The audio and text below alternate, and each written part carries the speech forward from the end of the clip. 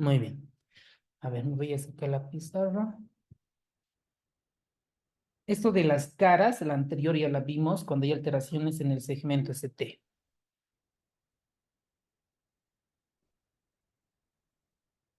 Ok. Dice acá, en la ciudad de La Paz, un hombre de 57 años de edad, ahí tenemos la edad como factor de riesgo, acude a urgencias con dolor torácico retroesternal intenso, igual, la misma característica, que se irradia a brazo izquierdo. Si el dolor fuera en el trapecio, ¿qué nos indicaría, doctores? Pericarditis. Pericarditis. Muy bien, doctor. Muy bien. Los doctores que no pueden recordar, que creen que se les va a olvidar el dolor torácico que va hacia el trapecio, ¿qué tienen que realizar? Flashcard. Exacto, ¿ok? Su Excel es importante, doctores. Ahorita estamos en mayo. En junio ya vamos a comenzar a acelerar en las clases, el curso, entonces ya para febrero ya van a tener muchas flashcards, muchas preguntas y respuestas. Miren, su presión arterial está 80-60. Esta presión está baja. Probablemente el paciente tiene datos de hipoperfusión tisular. Los datos de hipoperfusión tisular, vamos a encontrar paciente con alteración de la conciencia, alteración mental, paciente taquicárdico, aumento de la frecuencia cardíaca, paciente con oligouria y un aumento del llenado capilar. Esos pacientes tienen datos de hipoperfusión y su pulso es 56. Normalmente cuando una persona hipotensa, el sistema adrenérgico se activa y debería de aumentar la frecuencia cardíaca. Eso se denomina la reserva funcional de un paciente. Pero el pulso acá es 56, algo le pasa al corazón. Un paciente hipotenso, bradicárdico, con tendencia a la bradicardia, algo le pasa al corazón. En el examen se muestra diaforético, miren, datos indirectos de que el paciente está en hipoperfusión. La presión venosa yugular está elevada, es decir, si nosotros le revisamos al paciente, aquí las venas yugulares están congestivas, porque algo le pasa al corazón. Sus pulmones están limpios a la auscultación. Miren, normalmente un paciente que tiene falla cardíaca, que le falla el corazón, el ventrículo izquierdo, ¿qué nosotros deberíamos encontrar en los pulmones clínicamente, doctores? ¿Qué deberíamos de encontrar? Estertores. Este, todo. Alas de mariposa. Eso, estertores. ¿Por qué vamos a encontrar estertores? Porque se acumula líquido. Porque el ventrículo izquierdo debería de lanzar la sangre, ¿no? El volumen latido, pero no puede, entonces se congestiona. ¿Qué opinan en este caso? Dice que el pulmón está limpio, la auscultación. Entonces, ¿qué estará fallando? ¿El ventrículo izquierdo o el ventrículo derecho? Derecho. El ventrículo derecho. Derecho. Exacto, doctores. Miren, ahí va una pregunta. De ahí se puede extraer. ¿Cómo se diferencia clínicamente disfunción sistólica del ventrículo izquierdo versus ventrículo derecho por la auscultación pulmonar, si tiene afectación pulmonar? Entonces, lo más probable es que este paciente tenga alteración en el ventrículo derecho. Y yo ya debo de pensar que en el electro voy a buscar en cara inferior el infarto o tenga que ver relacionado con el ventrículo derecho. ¿Ok? Aquí nos dice, ¿cuál de las siguientes derivaciones en el electro es la más precisa para detectar la patología subyacente? Bonita pregunta. A ver, Inciso C. Entonces, B4E. para ver el ventrículo derecho, la mayor parte suele ser afectada la cara inferior. ¿Ok? Para los que no recuerdan, en la anterior clase vimos que el ventrículo derecho, ahí tenemos, ¿no? El corazón, y aquí está nuestro ventrículo derecho y el ventrículo izquierdo. Esta parte inferior es la que suele afectarse. Entonces, indirectamente afecta al ventrículo derecho. La pregunta es, en el electrocardiograma, ¿qué derivaciones ve la cara inferior? D2, D3 y D2, ABF. D3 y ABF. Eso, muy bien. Entonces, indirectamente nos están preguntando qué derivación voy a averiguar o se puede ver la alteración. ¿Ok? Entonces acá, D2, no hay la respuesta. No hay D2. D3, ahí está, tenemos, sí. Y la ABF también tenemos. Pero entre estas dos, ¿cuál es la que mejor detecta un infarto del ventrículo derecho? Porque el paciente tiene pulmones limpios. Entonces, este A es el ver, electrocardiograma. Miren, este es el electrocardiograma, un paciente que viene con dolor en el pecho, y sé que tiene características isquémicas, esto ya es la parte práctica, ¿no? Ustedes en emergencias, en su consulta, en su clínica, en su centro, viene con dolor, dice, doctora, doctor, me duele el pecho, y tiene 20 años, no le creo que tenga infarto, pero si tiene un paciente más de 30 años, 35 años y factores de riesgo, hipertensión, diabético, dislipidémico, obeso, pues puede, ¿no?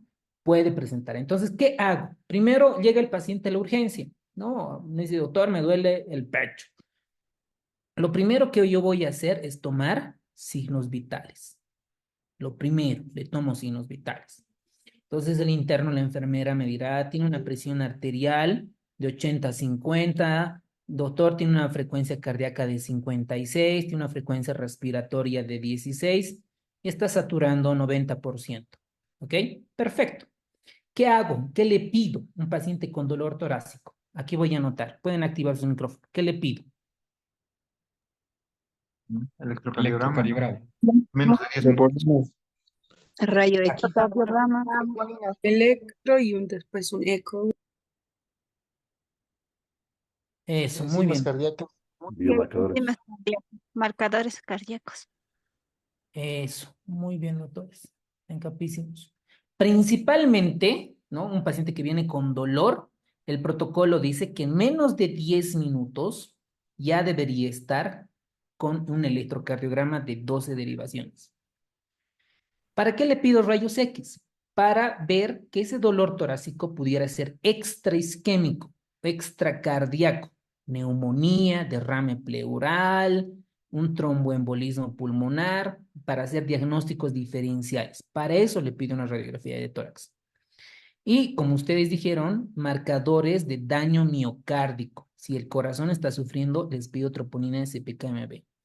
Si tienen un paciente, por ejemplo, que es oncológico, que ha viajado, tiene alto riesgo de tromboembolismo pulmonar. Entonces, este dolor de pecho podría ser de origen pleurítico y en ese caso sí me va a ayudar el dímero D. ¿Ok? Sí me va a ayudar el dímero D.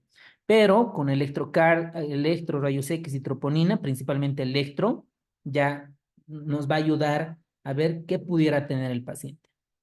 Entonces, veamos el electrocardiograma con todos los criterios de ritmo sinusal. Ustedes pueden entrar al ritmo de YouTube, cómo leer un electrocardiograma. Y fija a todos los que van a ser emergenciólogos, internistas, cardiólogos, anestesiólogos, les van a preguntar o tienen que saber cuáles son los criterios de ritmo sinusal. Esto es un tema de electro.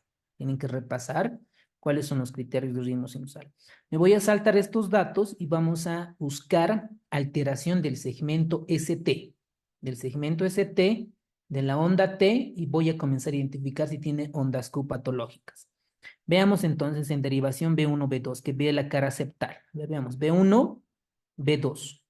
Entonces acá puede ser una imagen en espejo. Miren, su infradesnivel, un poco de infradesnivel, amputada la onda R. B3, B4, la cara anterior, miren, un poco de infradesnivel. ¿Ok?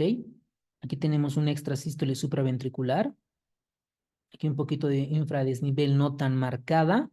Y si nosotros vamos a la cara inferior, al lado derecho, evidentemente hay el supradesnivel. Miren, en derivación de 2, derivación de 3 y ABF.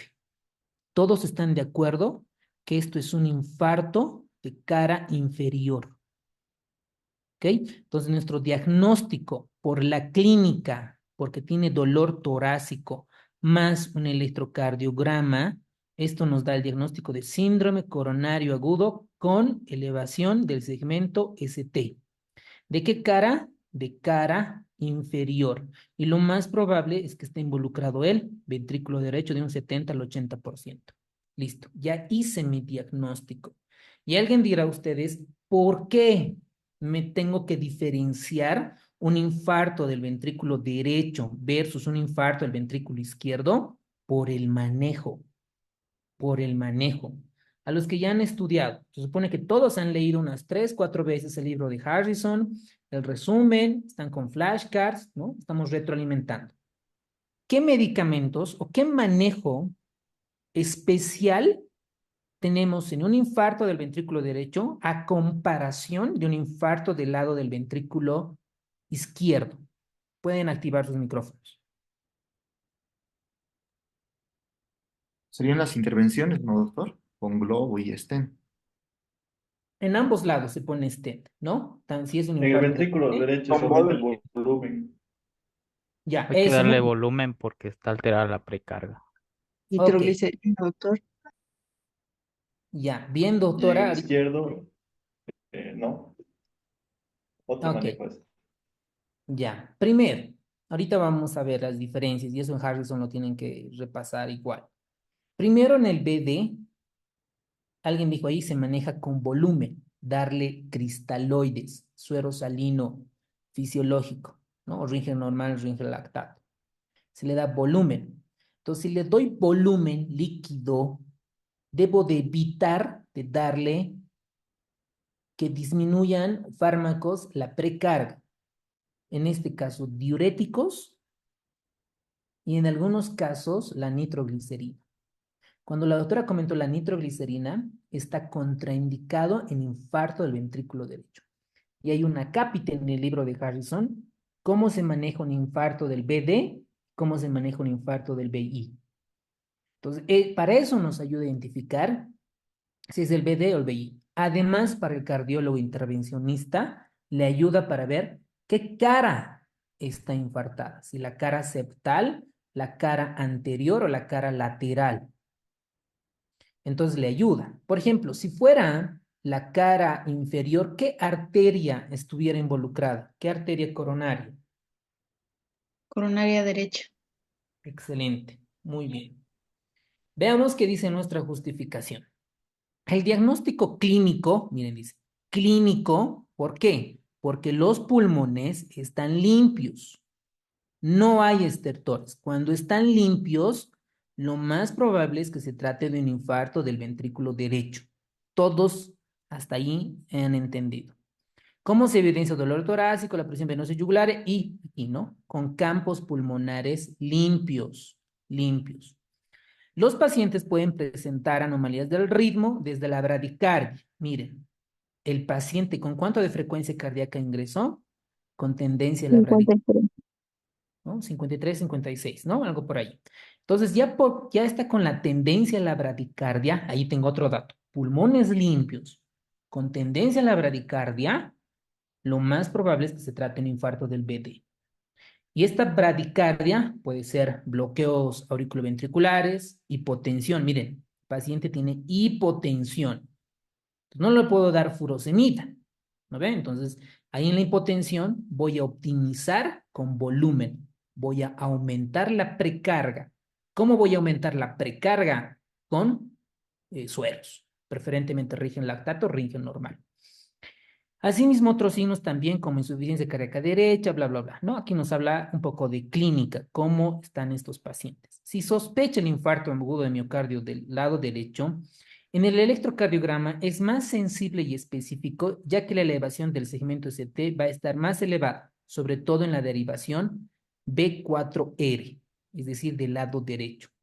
Mayor a 1 milímetro, tiene una sensibilidad del 100% y una especificidad del 87%. Estos datos no me dice Harrison, porque esto ya es ya cardiología profunda, es ya de subespecialidad. Y tiene un valor predictivo de precisión del 92%. Entonces, en un paciente que tengamos alteración del supra o infradesnivel en D2, D3, ABF, voy a solicitar a la enfermera o al que esté realizando el electrocardiograma las derivaciones derechas. ¿Ok? Las derivaciones derechas. Y esto justifica realizar mayor investigación para ver si el paciente tiene realmente un infarto del ventrículo derecho. Entonces, acá, como habíamos dicho, ¿no? D2, D3, ABF, pero yo debo de solicitar derivaciones derechas. Por lo tanto, la respuesta es la derivación B4R. ¿Por qué R? De right, de derecha. ¿Ok? Por eso es la respuesta en ese tipo de pacientes. Porque me dice la más precisa. Cuando me dice preciso, me habla de test diagnósticos. ¿Qué estudios o qué parámetros nos habla de test diagnósticos los más óptimos? La sensibilidad, especificidad, valor predictivo positivo, valor predictivo negativo y los likelihood ratio. ¿Ok? Tanto positivos y negativos. Estos tests los deben de dominar para diagnóstico, comparando siempre con el gol estándar de cada patología. ¿Ok? Listo. Para eso, para los que no han comprendido, etcétera, tranquilos. Vamos a comenzar a repasar estos puntos. Entonces, el infarto agudo de miocardio, ¿alguien tiene su micrófono activado? Jimmy, Vaca, Lucy, Lucía, no sé qué es. Ahora sí. Entonces, estos datos de la parte epidemiológica no le den tanta importancia porque en los exámenes no han preguntado hasta ahora cuál es la prevalencia, cuál es la incidencia, no, no tanto, ¿ok? Pero sabemos que la mortalidad anual alcanza el 15%. Esto en nuestro medio puede ser un poco más alta. Por ejemplo, un paciente que ingresa con infarto agudo de miocardio en nuestro país, sobre todo en las áreas periurbanas, nuestra mortalidad debe ser del 90 al 100%. Entonces, ¿por qué? ¿Por qué en un paciente con infarto agudo de miocardio es tan alto en nuestro medio? ¿Qué opinan, doctor? Pueden activar el micrófono. ¿Por qué se mueren tanto? Que no se Por la Primero, realizan poca, diagnóstico la oportuno. reacción, doctor, ¿no? La reacción que no es inmediata y centros de Tiempo urgencia. en que trata de distinguir si es el dolor para ir a La- los procesos de revascularización no se pueden hacer en el tiempo requerido, ¿no? Ideal. El ex- tiempo puerta aguja es bastante amplio. exacto, el tiempo de puerta aguja, puerta balón, no llegamos. Primero, por la sociedad que probablemente no sepa reconocer un infarto. La gente de un estatus social alto probablemente reconozca por la educación, pero la gente del estatus social bajo, etcétera, no puede reconocer que se trate de un infarto agudo de miocardio. Lo mismo pasa con los eventos cerebrovasculares. Entonces, acá nuestra mortalidad es alta porque los pacientes llegan tarde. La mayoría de los pacientes que he visto en emergencias y en cardio, y ustedes también debieron ver, los infartos no llegan a tiempo. Dice, ¿cuándo le dolió el pecho?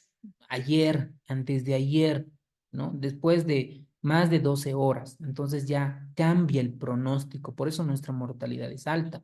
Una variable. La otra es de que no todos los centros, no en todas las ciudades tenemos 24/7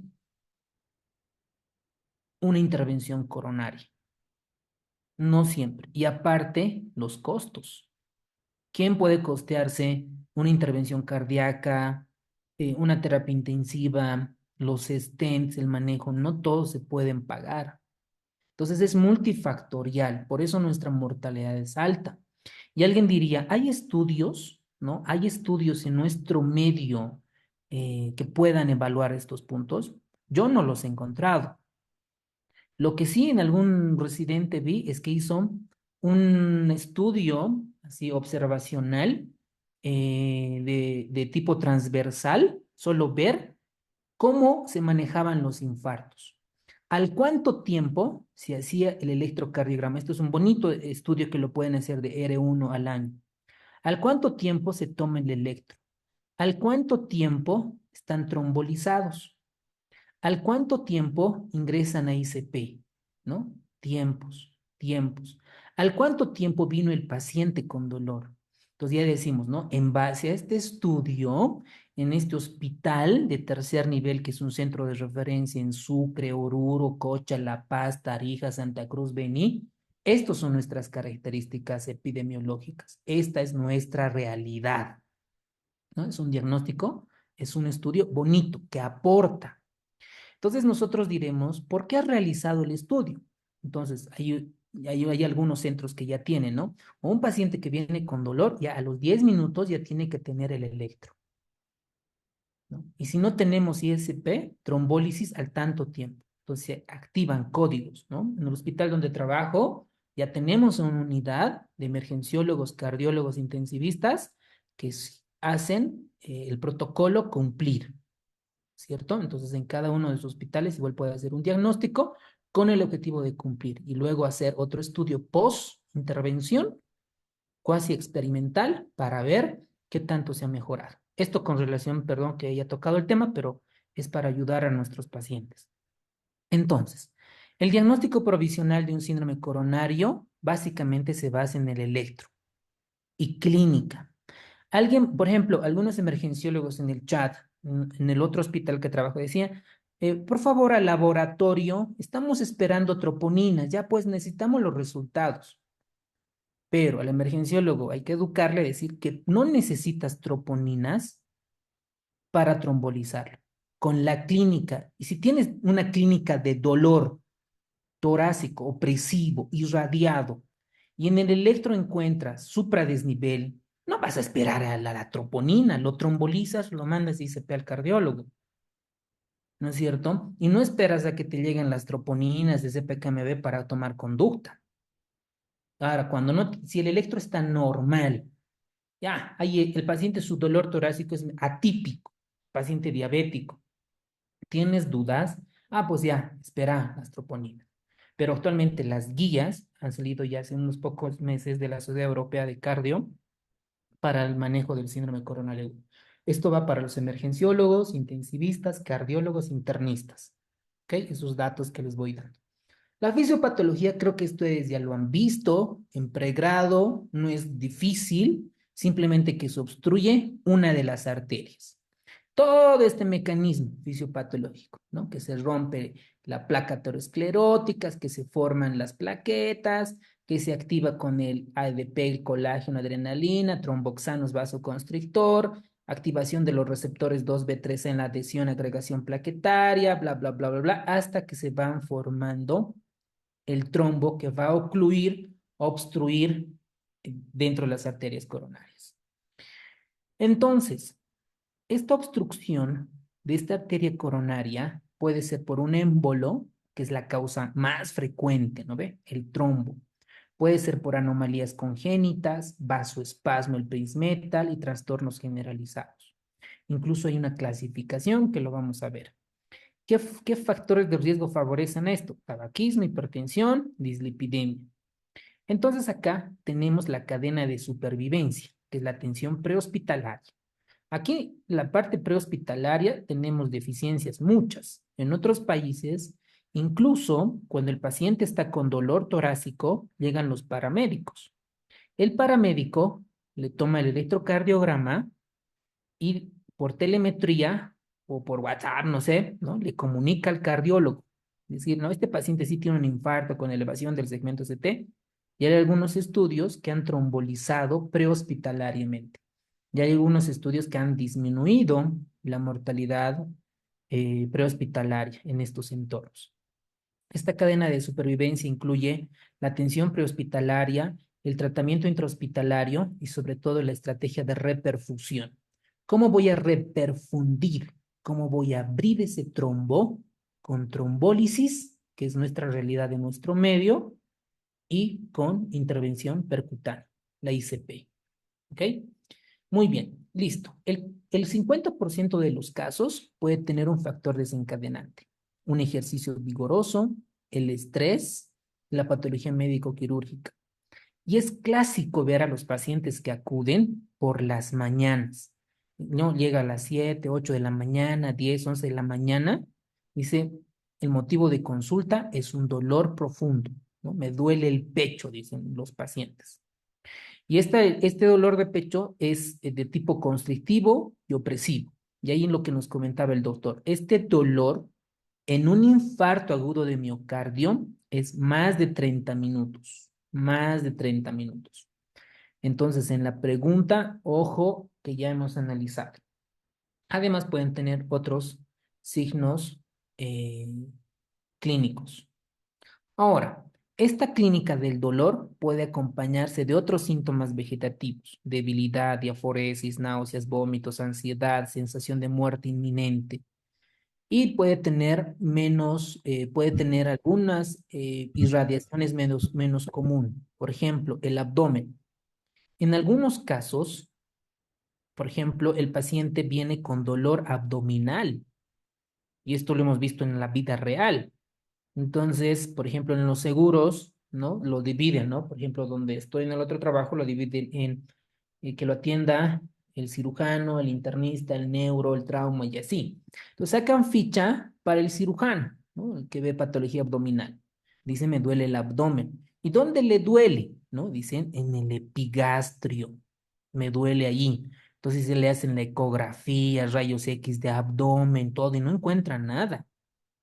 Entonces, sobre todo los infartos de cara inferior pueden irradiarse al epigastro del abdomen. Entonces, esto puede confundir. Por eso es importante abordar, decir, ¿dónde le duele? Señáleme con un dedo específicamente dónde le duele. Entonces, si le duele acá, ojo con el cirujano, ¿no? Entonces, ahí tener en cuenta el electrocardiograma de 12 derivaciones. Y estos datos, sobre todo, como dice Harrison, llevan frecuentemente a confundir con una indigestión o que sea un síndrome ulceroso péptico, por ejemplo. Este dolor torácico puede también presentarse en pericarditis aguda. ¿Cómo es el dolor? Que cambia con el movimiento, en la posición maometana. Embolia pulmonar puede ser asintomático o puede tener un dolor pleurítico.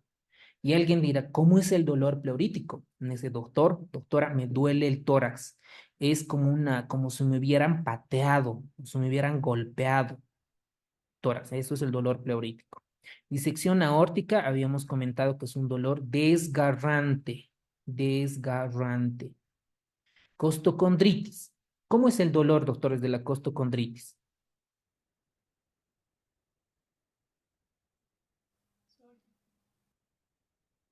Es decir, le examinas el pecho, ¿no? Y comienzas a presionar la unión entre la costilla y el esternón, ¿no? Le presionas y aumenta el dolor, ¿no? Le presionas el pecho, sobre todo pasa en los jóvenes, y le duele, ¿no? Dice, este paciente tiene una costocondritis. Y los trastornos gastrointestinales, que pueden ser un surosopep, una gastroenteritis y demás. Entonces, esto. Ahora, los pacientes, no todos, el 100% vienen con ese dolor característico. Hay muchos pacientes, sobre todo los pacientes diabéticos, que no tienen dolor. Vienen por desmayos, lo que decía la doctora, por equivalentes anginosos. Ese es el motivo de consulta. Nadie que se desmaya, ustedes ven en la calle o en otro lado, se desmaya una persona, dice, no, tiene un infarto. No, sabemos que la primera causa de síncope es de origen vasovagal, ¿no? Entonces estos pacientes hay que investigarlos. Por eso es importante los antecedentes. Entonces, ok, señora, señor, ¿le duele el pecho? Ok, perfecto. ¿Desde cuándo? ¿Qué otra enfermedad tiene y qué toma o cómo se medica? Ah, no, doctor, tengo diabetes mellitus. Me trato con insulina NPH 2 en la mañana, 4 en la noche. Y algunas veces mi endocrinólogo me ha rotado a glargina. Listo, diabético, alto riesgo de complicarse. Y estos pacientes diabéticos no necesariamente vienen por este dolor, vienen por otros síntomas. Entonces, una manifestación atípica, ¿ok? Atípica. Entonces llega el paciente, ¿no? No voy a repetir lo mismo del libro, no vamos a hacerlo un poco práctico, ¿no? Llega el paciente, me dice, doctor, doctora, tengo dolor torácico. Le tomamos, ¿qué le vamos a tomar? Un electrocardiograma de 12 derivaciones. Le tomamos troponinas, CPKMB lo solicitamos, ¿no? Esos biomarcadores.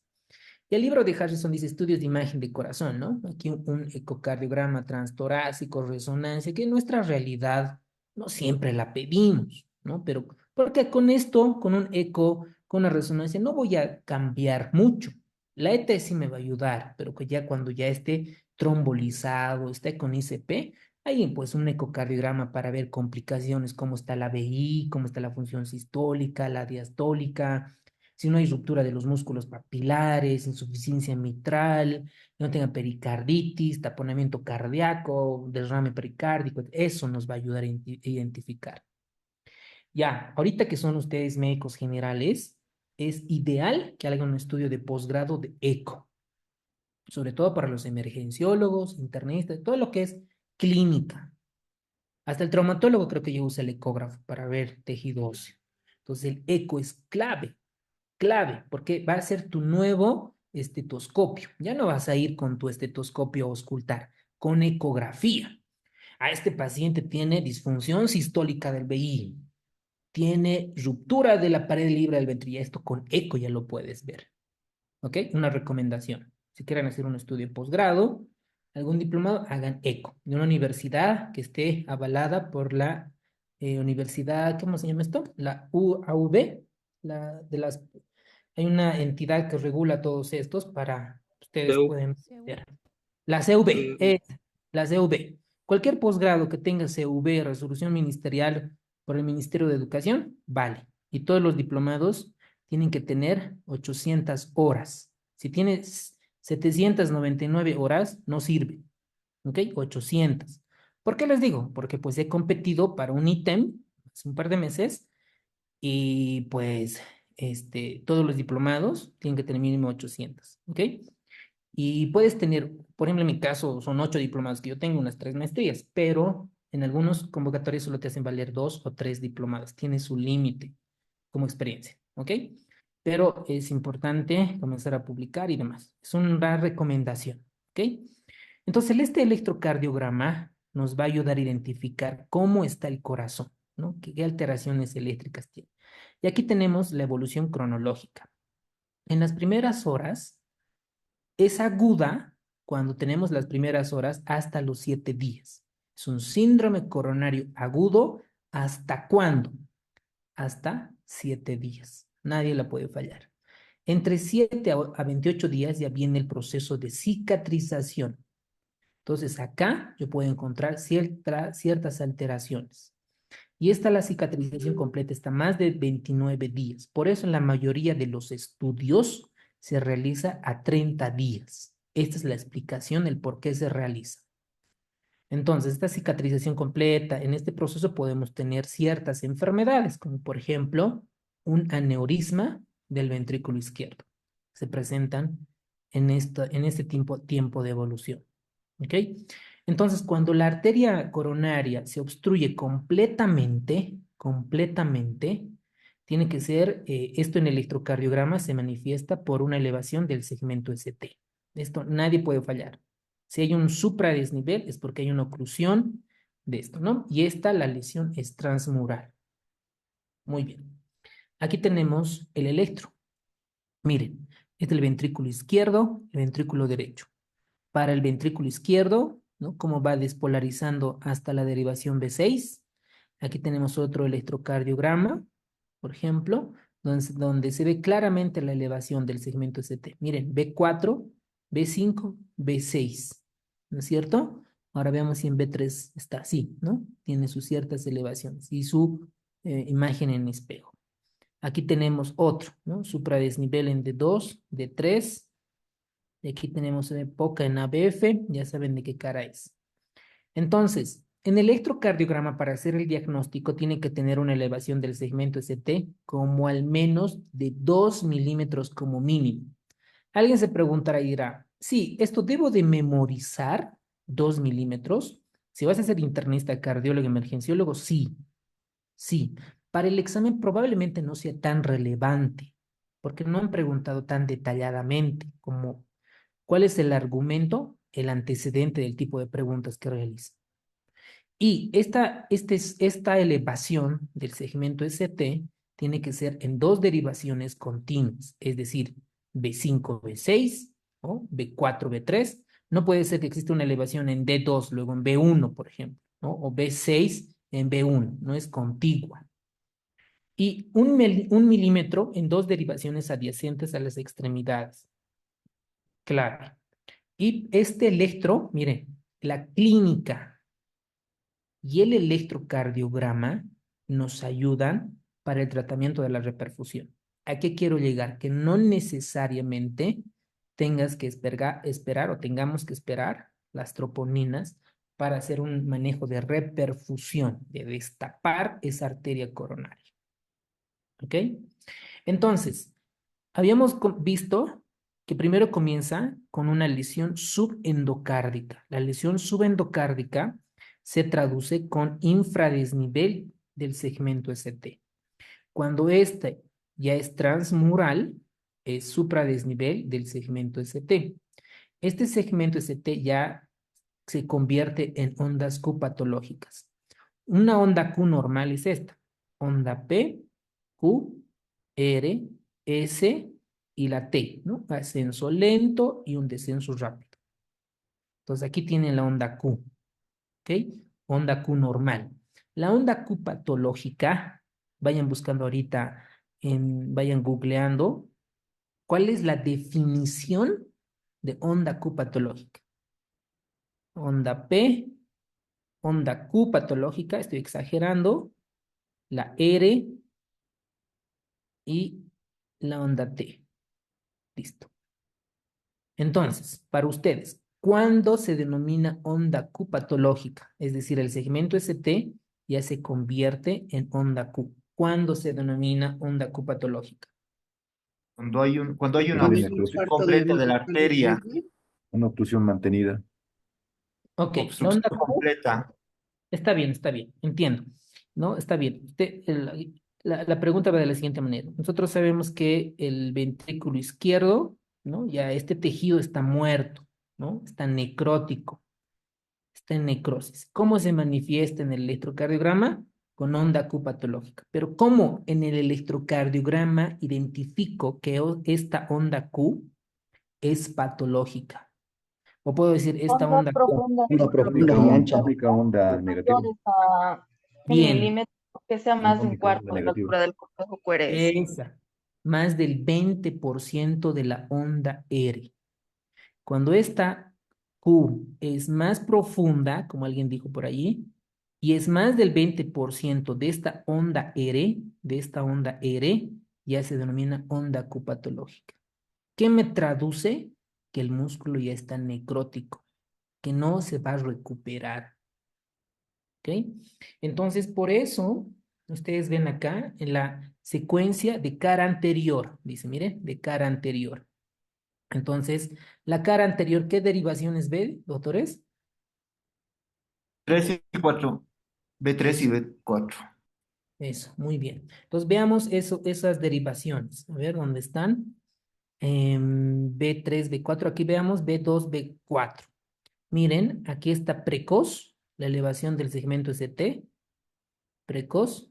Posteriormente la onda T se negativiza, ¿no? Y esto es un infarto en evolución. Y aquí va a ir formándose ya la onda Q.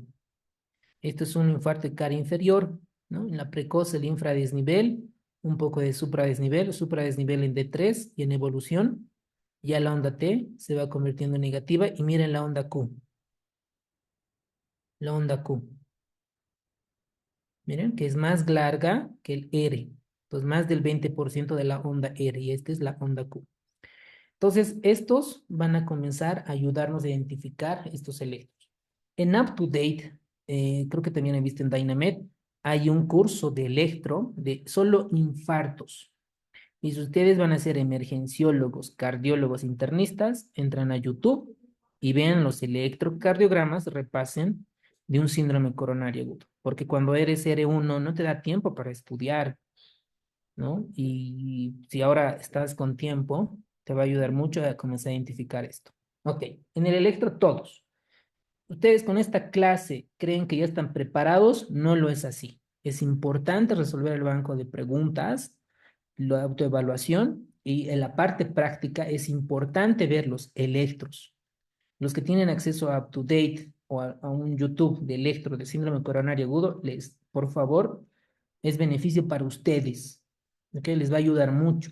Si van a ser cirujanos, van a ser traumatólogos, neurocirujanos, no. Prefiero que estudien anatomía, técnica quirúrgica, de su área. Si vas a ser dermatólogo, pues estarás estudiando todo lo que es dermatología, ¿no? Libros de dermato. Muy bien. Otro laboratorio que llega el paciente. Doctor, me duele el pecho, el electrocardiograma, estamos realizándolo y le pedimos en los biomarcadores, ¿no? Troponina, SPKMB, todas estas cosas. ¿Qué tengo que saber, recordar para el examen? Estos biomarcadores son 4, incluso hay otra más todavía. Las troponinas, la T y las troponinas I. En los laboratorios en nuestro medio, ¿cuáles la realizan? La troponina I cardioespecífica. Incluso hay una que es la ultrasensible.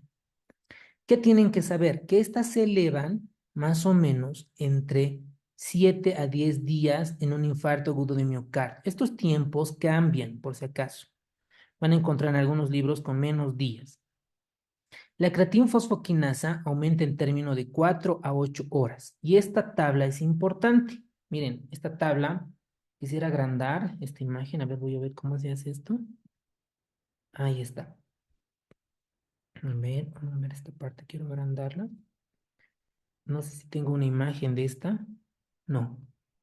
Vayan al libro de Harrison, tal vez está en resumen esta imagen.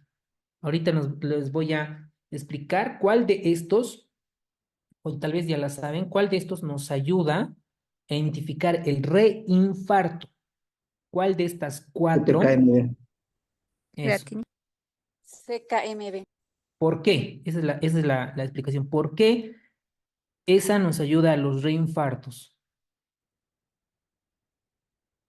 Por el tiempo de duración. Su permanencia es corta. Exacto. Entonces, miren esta imagen. Miren, acá están los días después de un infarto agudo de miocardio. Miren, 0, primer día, 2, 3, 4, 5, 6, bla, bla, bla. Aquí están los límites. ¿Ok? Y tenemos acá la troponina, que está de color negra, ¿no? La infarto pequeño. Y de color rojo, la troponina en un infarto grande. Y esta de color lila es la creatinfosfoquinasa, la fracción de mioglobina. Entonces, la troponina vive más, miren, se eleva en un par de horas después del infarto y miren, alcanza, este de rojo, hasta 50 del límite del infarto. Va disminuyendo. ¿Cuándo disminuye? A partir como del día y medio en el segundo día. Disminuye. 2 días está presente, 3 días está presente, 4 días está presente, 5 días está presente, hasta 6, 7 días, ¿no? Según esta imagen. Ahí, hasta ahí dura. Mientras que la CPKMB solo dura hasta 4 o 5 días, menos que la troponina. Por eso es que la CPKMB, por ejemplo, si el paciente en el sexto día se infarta, se vuelve a reinfartar, la troponina va a continuar estando alta, porque tarda en depurarse, en lavarse, mientras que la CPKMB ya no está. Entonces, si tienen reinfarto, se va a comenzar a elevar. ¿Ok? Esto es preguntamente de la residencia. Probablemente en la práctica clínica no suceda tal cosa, que es teórica. ¿Ok? Entonces, esos son los marcadores. Después, ¿qué más suelen preguntar acá en cuanto a los tiempos? ¿No? Los tiempos de las troponinas, CPKMB. Después, tranques. Ahora, otros diagnósticos diferenciales para ustedes. ¿En qué otros casos se puede elevar la creatinfosfoquinasa? Traumatismo. Eso. ¿Por qué? Traumatismos. Por la liberación de mioglobina por muerte de miocito. Por Exacto. rhabdomiólisis. Exacto. El músculo tiene una proteína denominada la mioglobina y que también tiene su CPKMB, ¿no? Su CPKMB. o su creatina fosfoquinasa en realidad. Entonces también los traumatismos pueden generar, elevar la creatina fosfoquinasa.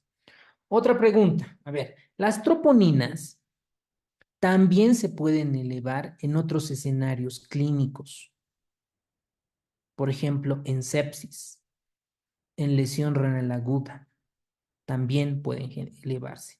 O sea, no es que el hecho que esté alta, igual.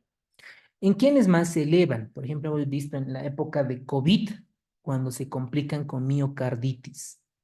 Cuando se inflama el corazón, liberan troponinas. Pero el electrocardiograma no es un supradesnivel en dos derivaciones, es un supradesnivel en todas las derivaciones de origen cóncava y con alternancia eléctrica en algunos casos con derrame pericárdico. ¿Ok? Entonces aquí está, ¿no? La creatina quinasa puede aumentar en traumatismo, inyecciones musculares. La MB puede aumentar en cirugías cardíacas, en miocarditis y en cardioversión eléctrica. Listo. ¿Pueden preguntarnos esto? Creo que no, no es tan rentable, ¿no es cierto? Pero por lógica, por criterio, ahí yo sé que pueden aumentar porque están involucradas en miocardio. Ok.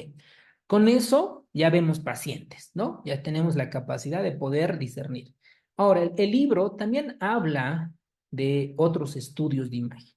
Y esto hacen los cardiólogos. También el emergenciólogo, el intensivista, el anestesiólogo lo hace de manera, como les digo, a ver, como una ecoscopía, porque los cardiólogos, sobre todo los ecocardiografistas, se enojan, ¿no? Pero dicen, ¿cómo van a ustedes utilizar el ecocardiografía transtorácica? Entonces, una de estas es importante solicitar.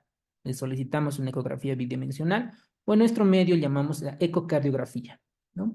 Entonces, la mayoría de los cardiólogos, y hay algunos cardiólogos que se subespecializan en imagen cardíaca, ¿no? Creo que van a España, a México, Brasil, y ustedes igualito lo van a hacer, ¿no? Si internistas, traumatólogos, igualito van a hacer su subespecialidad porque cada vez es más la competencia, en todo sentido. ¿Qué nos va a ayudar la ecografía? Ver la cinética parietal, es decir, cómo está el ventrículo izquierdo, para orientarnos si el paciente debe someterse a fibrinólisis o a una ICP. Nos va a ayudar a identificar cómo está la fracción de eyección del ventrículo izquierdo para iniciar tratamiento con un inhibidor del sistema renina-angiotensina-aldosterona. ¿Para qué? Para evitar el remodelamiento cardíaco. Remodelamiento cardíaco. Muchos no entienden qué es esto. ¿Alguien podría explicar en otras palabras qué es el remodelamiento cardíaco? ¿Qué entienden? A ver, voy a intentar dibujar. ¿Qué entienden por remodelamiento cardíaco? Más o Es menos es cuando... cuando el corazón sufre cambios, por ejemplo, por aumento de la presión arterial, el corazón va a sufrir cambios a nivel de sus células, va a ser una hipertrofia o una hiperplasia para compensar esas presiones. Una cardiopatía concéntrica. Modificación del miocardio. Exacto. Muy bien, doctores. Es cuando el ventrículo izquierdo cambia en su estructura, cambia, ¿no? Entonces a esto generan, por ejemplo, en la sístole y diástole, generan asincronías. Entonces, cuando un paciente se infarta, genera remodelación cardíaca, o sea, alteración en cuanto a su estructura. ¿Cómo voy a evitar la remodelación? Miren, ahí está, dando inhibidores del sistema renina-angiotensina-aldosterona, enalapril, ¿no? A dosis bajitas, a 2.5 miligramos, por ejemplo, de enalapril, para evitar el remodelamiento cardíaco. Entonces alguien les pregunta, ¿cómo voy a evitar el remodelamiento cardíaco con inhibidores del sistema renina-angiotensina-aldosterona con los IECAS? La ecocardiografía también nos va a ayudar a identificar el infarto, dónde ha sido, ¿no? En qué región, en qué pared fue. Nos va a ayudar a identificar aneurismas, derrame pericárdico, si tiene un trombo en el ventrículo izquierdo. Nos va a ayudar a identificar si utilizamos el Doppler pulsado o el Doppler continuo, datos de insuficiencia mitral. Miren, insuficiencia mitral, detección y cuantificación de la comunicación interventricular, sobre todo complicaciones mecánicas, mecánicas. Eso nos va a ayudar. Y alguien dirá, ¿cuáles son estas complicaciones? Voy a abrir una diapositiva. Por eso el eco nos ayuda. ¿Ver? Permítame, voy a descartar. Voy a abrir una nueva ventana acá. Listo, para comenzar a explicar. Porque ese es mi objetivo, ¿no? El docente tiene la capacidad de transmitir sus conocimientos y que ustedes puedan hacerle más fácil entender. Entonces, la eco nos ayuda a detectar complicaciones. Complicaciones, una de ellas mecánicas del infarto. ¿Por qué se muere un paciente con infarto agudo de miocardio? ¿Por qué se muere? FB y arritmia. Arritmias malignas. Por arritmia. Por arritmia Sí. se muere, ¿no? Por FB o TB. Por eso se muere, ¿no? No llega al hospital. Dice, tiene dolor en el pecho, ¡boom! Se cae al piso, se muere. ¿Por qué? Porque tuvo una arritmia. Se mueren porque falla la bomba, el ventrículo izquierdo. Falla la bomba, porque el corazón ya no puede expulsar el volumen sistólico, la sangre ya no lo puede expulsar. Entra un choque cardiogénico. Y la mortalidad del choque cardiogénico es de un 90%. Y otra, se mueren por complicaciones mecánicas. Entonces, yo tengo acá el septo interventricular, tengo el ventrículo izquierdo y el ventrículo derecho. Una puede romper la pared libre de este ventrículo izquierdo. Se rompe y sale la sangre. Se rompe. Entonces, una complicación es la ruptura de la pared libre del ventrículo izquierdo. ¿Ok? Se rompe. Otra ruptura acá. ¿Qué estructura es esta? ¿Qué estructura anatómica? Septo Tabique. Septo. Eso, la ruptura del septo interventricular o del tabique interventricular, ¿no? Se rompe, porque está necrótico, pues imagínense un tejido muerto, necrótico, se rompe. Y esta sangre genera derrame pericárdico y llega a taponamiento cardíaco, muertes súbitas, ¿no? Otra complicación es la disfunción de los músculos papilares del aparato subvalvular. ¿Y qué genera acá? Insuficiencia mitral. Insuficiencia mitral. Eso, muy bien, doctores. Insuficiencia mitral. Otra, a ver, otra complicación mecánica. Ruptura libre pared, septo ventricular, músculos papilares. ¿Qué más me estoy olvidando acá? Creo que nada más. Esas son las complicaciones. ¿Cómo voy a detectar? Con electro no puedo, auscultando no puedo, con sinergia no puedo. Por eco, por ET. Eso, para eso pedimos una ecocardiografía. Y por lo menos en Bolivia no he visto pacientes que hayan sobrevivido, ¿no? Ustedes han debido escuchar, yo me acuerdo cuando era internito, cuando he rotado la unidad coronaria, mi docente, una doctora, una cardióloga intensivista, teníamos un paciente con infarto, ¿no? Y me acuerdo pues, que estábamos dando aspirina, clopidogrel, ¿no? Y había entrado a intervención. Y yo le dije, pues, se ha salvado de la muerte al paciente, le decía, ¿no? Me decían, tengo 4 hijos y demás. Y creo que era como un viernes, sábado, y voy el día lunes, el paciente estaba muerto. Pero un paciente con Glasgow 15, buena presión, buenos signos vitales, y estaba muerto. Entonces, ¿a qué quiero llegar? Un paciente que haya sufrido un infarto puede morirse cualquier rato. Y esto es muerte súbita, por todas estas razones que hemos comentado, ¿no? Un paciente cardiológico es un paciente cardiológico que puede morirse en cualquier momento, incluso con las valvulopatías como una estenosis aórtica grave, ¿no? Muy bien, eso es nuestra realidad, ¿no? Hasta ahí llegamos. Muy pocos centros hacen estos estudios, nuestra realidad.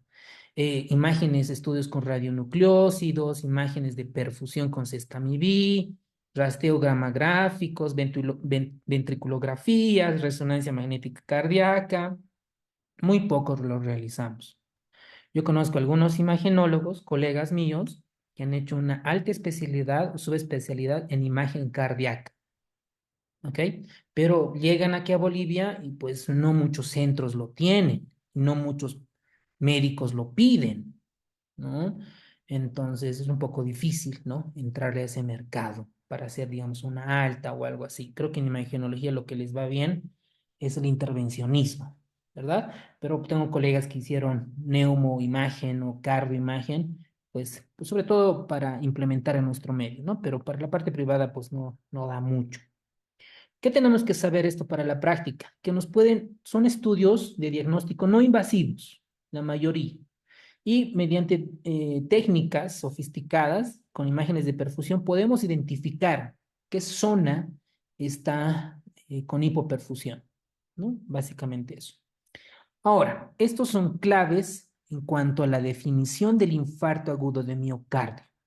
Aquí tenemos varios puntos que vamos a resumir. ¿Cuándo voy a definir un infarto agudo de miocardio? La teoría nos dice que debe utilizarse cuando hay manifestaciones de necrosis, una situación clínica compatible, clínica, dolor, ¿no ven? De lo que ya hemos repetido muchas veces. En tales situaciones, cualquiera de los siguientes criterios cumple con las condiciones para confirmar el diagnóstico. Veamos. Detección, aumento, disminución o ambos de un valor o de un biomarcador, en este caso preferentemente la troponina, ¿no? En que haya menos un valor de límite del percentil 99. Esto se compara con el nivel, ¿no?, de laboratorio. Como mínimo, dice, primero para definir tiene que haber elevación de la troponina, para que sea un infarto. Síntomas de isquemia, la clínica, cambios nuevos o supuestamente nuevos de la onda T del segmento ST. Y este dato que no habíamos comentado hasta ahora, un bloqueo nuevo de rama izquierda de las de His, un bloqueo auriculoventricular, digo, un bloqueo de rama izquierda. ¿Ok? Entonces, por ejemplo, a los residentes les enseñábamos, ¿no? Pero ¿qué pasa si un paciente ya tuvo un bloqueo de rama izquierda? Entonces ahí es si el paciente tiene clínica de dolor, clínica, más un bloqueo de rama izquierda, pues trombolízalo, mándalo ICP, a un cateterismo cardíaco, ¿no? Porque tú no sabes si hace una semana, hace 3 meses, no sabíamos si tiene un bloqueo de rama izquierda. Pero si el paciente está asintomático, no es diabético, no es mujer, no es anciano y es joven y tiene un bloqueo de rama izquierda, pues lo monitorizas, lo observas, ¿no? Entonces, acá, para la definición, es cambios en la onda T, alteración en el segmento CT y un nuevo, cuidado que se confundan con esto, muchos de los cursantes, ¿no? Nuevo bloqueo de rama izquierda. Si es antigua, no encaja dentro del infarto agudo de miocardio, ¿ok? Aparición de ondas Q patológicas en electro. Signos, pruebas de imagen de pérdida de reciente de miocardio viable, esto por las imágenes que hemos comentado, y la identificación de un trombo intracoronario. Esto obviamente por cateterismo cardíaco, por una angiografía coronaria. Hasta ahí todos está fácil, ¿no? Tranquilos todos. Ahora, muerte cardíaca. Alguien dirá, pero ¿cómo es esto? La muerte súbita, ¿no? Un paciente está caminando, se toca el pecho, se muere. Y habíamos dicho, ¿por qué se muere? Por arritmias malignas, ¿no? FB, TB. Con síntomas que sugieren isquemia, bla, bla, bla, cambios eléctricos con bloqueo de rama izquierda, fallecimiento, bla, bla, bla. Un infarto por intervención coronaria percutánea. Esto pasaba sobre todo a los que llegan recién o los que tienen poca práctica en el intervencionismo, ¿no? Entonces, esta se define de forma arbitraria como el incremento de los valores de la troponina C por 5 en un percentil 99 del límite superior de la normalidad que tenga el antecedente, ¿no?, de intervención, y estos requieren que los síntomas sean sugerentes de un infarto, cambios isquémicos nuevos en el segmento ST, en el electro, datos angiográficos congruentes, sobre todo cuando está obstruida las arterias coronarias, o la demostración por imagen, ya sea ecoresonancia, de un miocardio o pérdida reciente del miocardio viable. ¿Ok?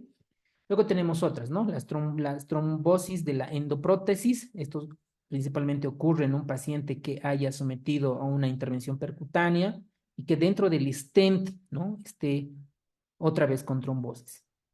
La colocación del injerto de la arteria coronaria, esto es un bypass, ¿no?, una revascularización coronaria. Entonces, en estos escenarios clínicos ya tenemos la definición del infarto agudo de miocardio. ¿Ok?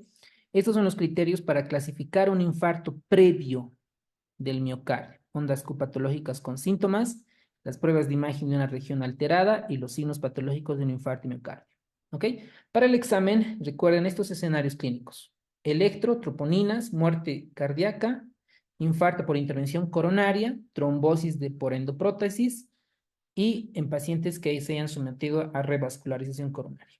En algunos libros de cardio van a encontrar por clasificaciones, porque miren esto, ¿de dónde es el dato? Del 2012, ¿no? Está un poquito amplio. Y aquí está lo que les comentaba, ¿no? La clasificación del infarto de miocardio, que ustedes lo pueden ver, como hemos comentado previamente. Y con esto terminamos la clase. ¿Cómo es el manejo? El manejo clásicamente se encarga de reperfusión. En otras palabras, ese miocardio que está sufriendo, debo de restablecer el flujo coronario, que le llegue sangre. Voy a destapar ese trombo. Entonces, en el tratamiento prehospitalario, que en nuestra realidad, en otros países, ¿no?, por los paramédicos, básicamente es identificar al paciente una posibilidad de infarto y contactar al centro, es decir, dónde está, y verificar el tiempo. Entonces, aquí el objetivo es la terapia de reperfusión. Muy bien, esto, las complicaciones ya la vimos, ¿no? Arritmias, fallo de bomba y demás. Ahora, cuando llega el paciente, ¿no? Digamos, los paramédicos han recogido un paciente de una zona, llega al centro hospitalario, donde estamos nosotros. Debemos controlar el dolor, identificación a los pacientes de revascularización, pacientes de bajo riesgo y evitar una alta inapropiada. El objetivo es que el paciente pueda entrar a una ICP, a una intervención. ¿En cuánto tiempo? Menos de 120 minutos. Por favor, ahora todos ustedes ármense esta flashcard. Todos, porque se van a olvidar. Todos, anótense por favor. 30 segundos, un minuto les voy a dar tiempo. ISP en menos de 120 minutos. Como pregunta pónganle: ¿en cuánto tiempo se debe realizar la ICP en el servicio de urgencias? Los voy a esperar un minuto.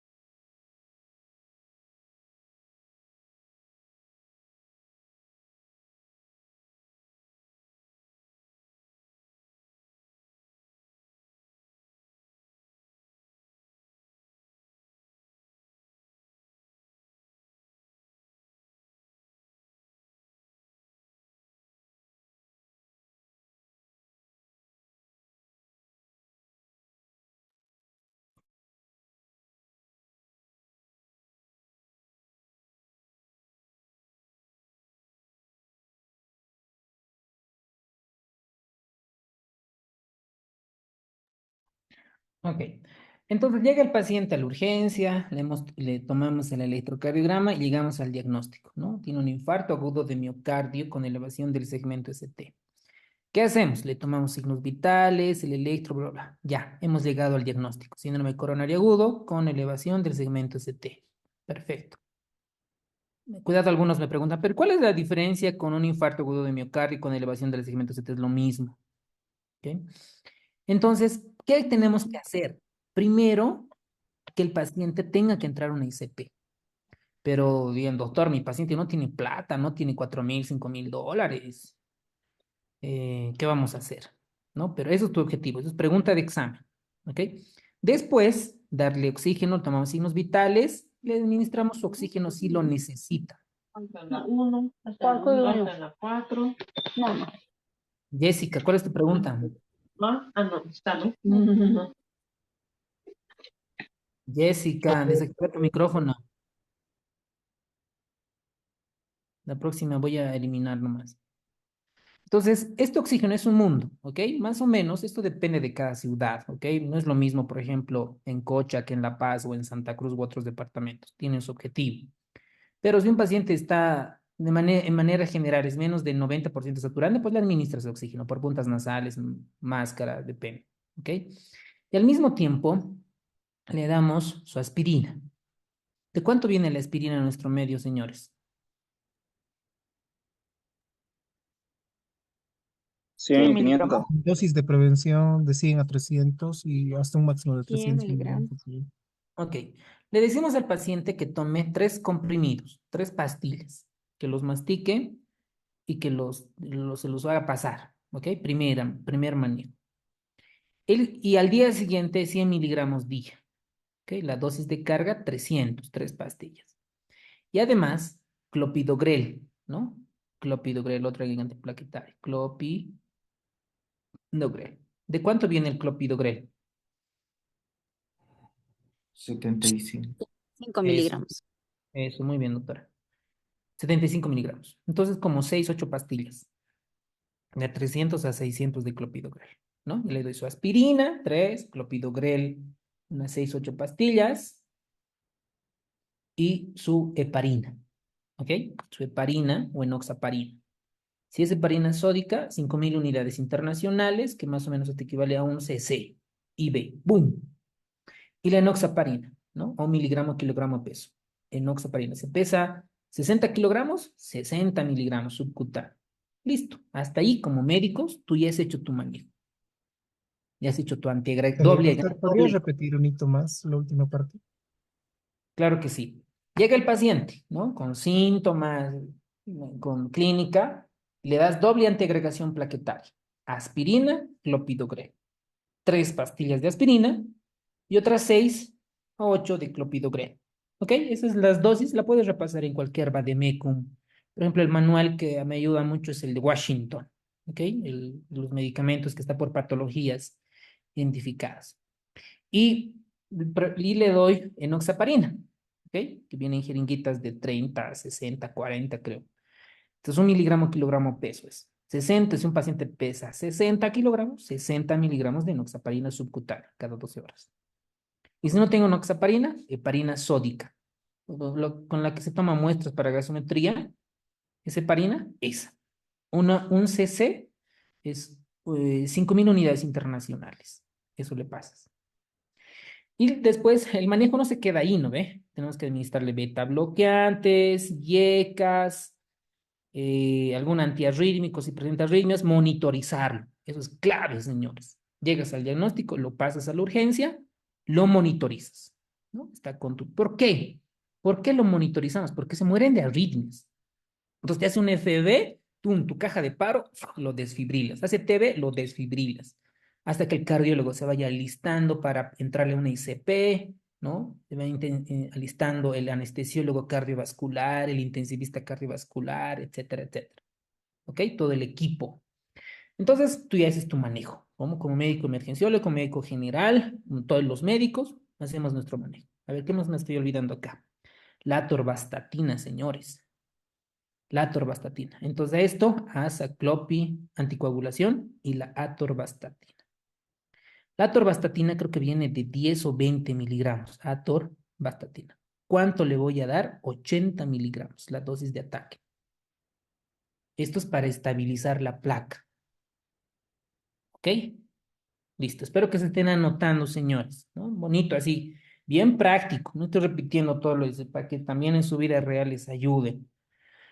Atorvastatina. Después, beta bloqueante, aquí tenemos el carvedilol, la atenolol, metoprolol.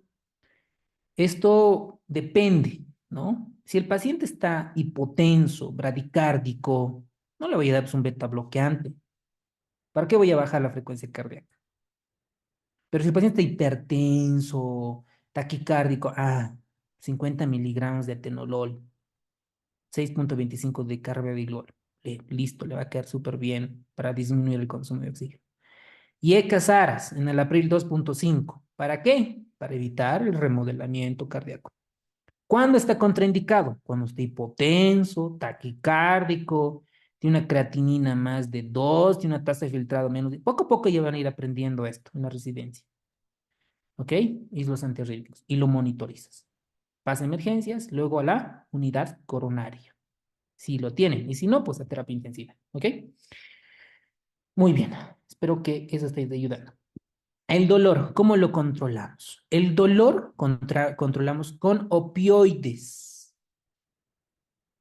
Para ustedes. Pero ¿por qué no le puedo dar aquí paracetamol, metamizol, naproxeno, diclofenaco, Rapidez, la velocidad.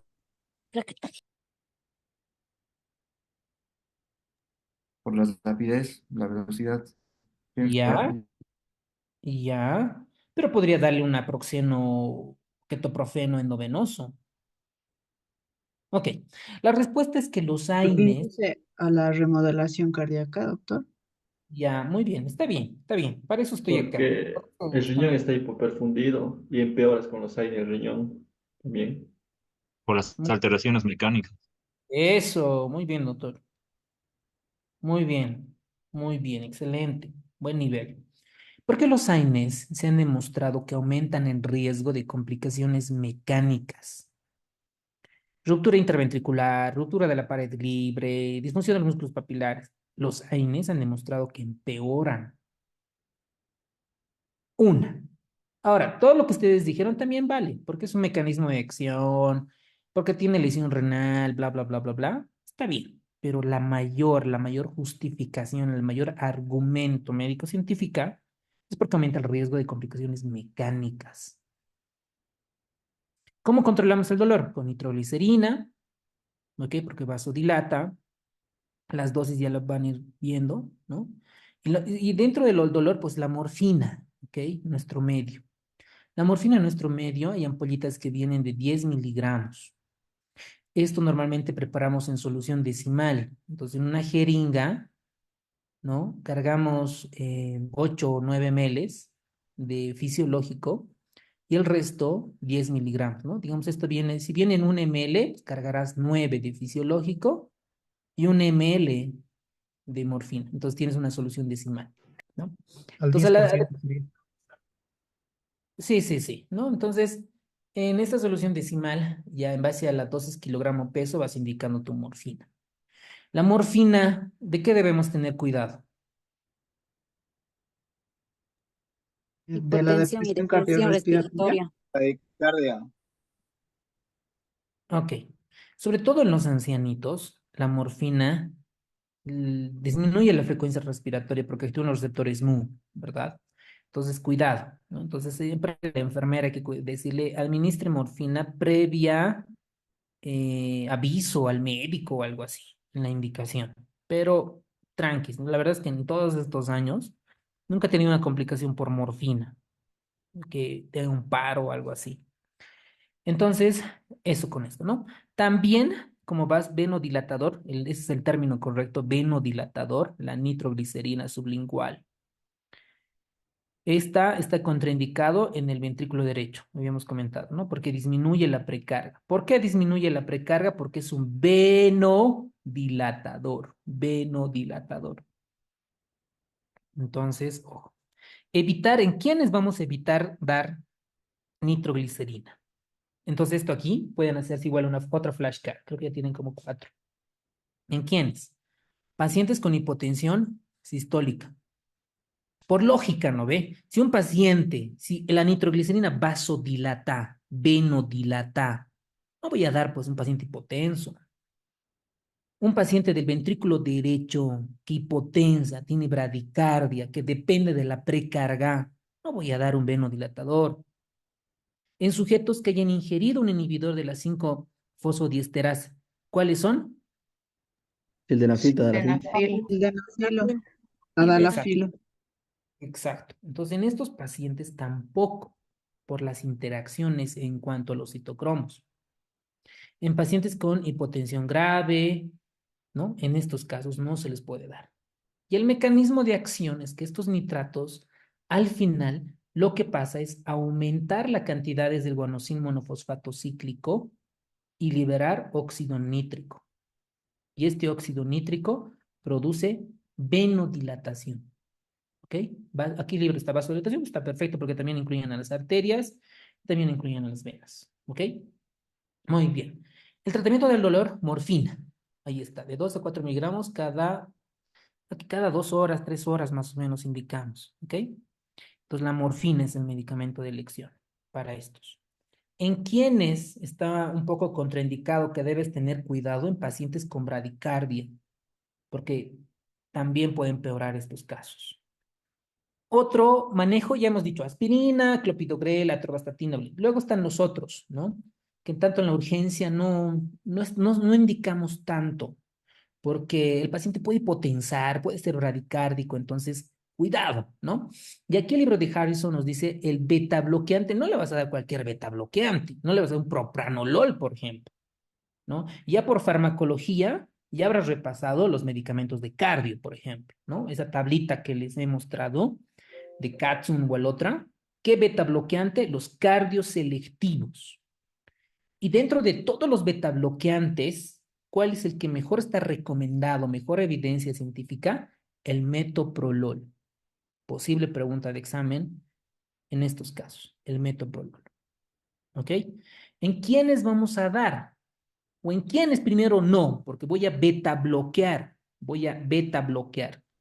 Entonces, no puedo dar a pacientes que estén bradicárdicos. Y por eso el libro de Harrison dice que debe tener por lo menos más de 60 latidos minuto. Yo sé que la frecuencia cardíaca es una variable de la presión arterial. Entonces, a pacientes que están hipotensos tampoco puedo dar. A pacientes que, por ejemplo, que no tengan datos de bloqueo auriculoventricular. ¿Ok? En estos casos no voy a comenzar a dar beta bloqueantes. Muy bien, ¿cuál es la explicación? La fisiopatología, que reduce la demanda de oxígeno, que el corazón dice, ya no voy a consumir mucho oxígeno. Ese es el mecanismo, ¿ok? Muy bien. Ahora, un infarto tiene su penumbra isquémica y su miocárdico isquémico circundante. Esta puede mejorar cuando restaura el riego coronario, disminuye la demanda miocardial por oxígeno, se evita la acumulación, mucha teoría, ¿no? Bla, bla, bla, bla, bla, cosas que probablemente no es tan relevante para este caso, ¿ok? Pero los beta bloqueadores y los antagonistas de calcio disminuyen la demanda de oxígeno y esto nos ayuda en el ritmo cardíaco, en la contractilidad. Pero en la práctica, señores, ¿por qué es tan interesante o es importante dar un beta bloqueante en la práctica? ¿Saben por qué? Porque te previene las arritmias. Es clave, señores. Tú le das un metoprolol, ¿no? Dosis bajitas, ufa, hace diferencia porque te previene arritmias. Y alguien dirá, pero doctor, si vamos a prevenir arritmias y está bradicárdico, ¿qué le vamos a dar? La única manera de protegernos con la miodarona. ¿Ok? Pero, vuelvo a insistir, el tratamiento es la reperfusión. No es que con estas medidas el paciente va a aumentar la mortalidad o va a aumentar la supervivencia. Puede ser, ¿no? Hay algunos estudios. Pero lo más importante, señores, es la reperfusión. Entonces, tenemos dos caminos para la reperfusión. Una, que es la ICP primaria, y otra es la fibrinólisis. A ver, no sé si tengo aquí una imagen, permítanme. Voy a hacer un ejemplo. A ver, permítanme. Una imagen. ¿Cómo vamos a ver un caso? A ver, voy a ponerle la sociedad de cardio. La de México creo que está bonita. ¿Joder? ¿No? Agudo de miocardio. Aquí voy a poner, ¿qué se llama ese programa de México? Eh, Infarto México, no sé cómo es. A ver, ¿cuál es la tabla? Ah, IAM en México. A ver.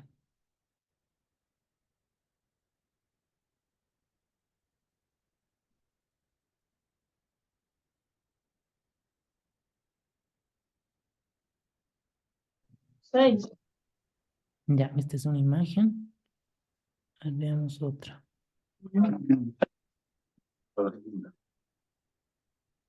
¿Me dices? Derecha, full, boca, tres. No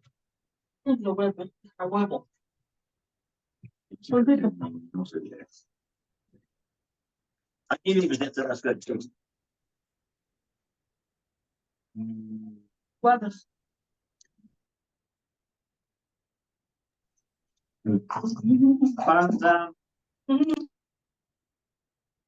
Por favor, esos micrófonos.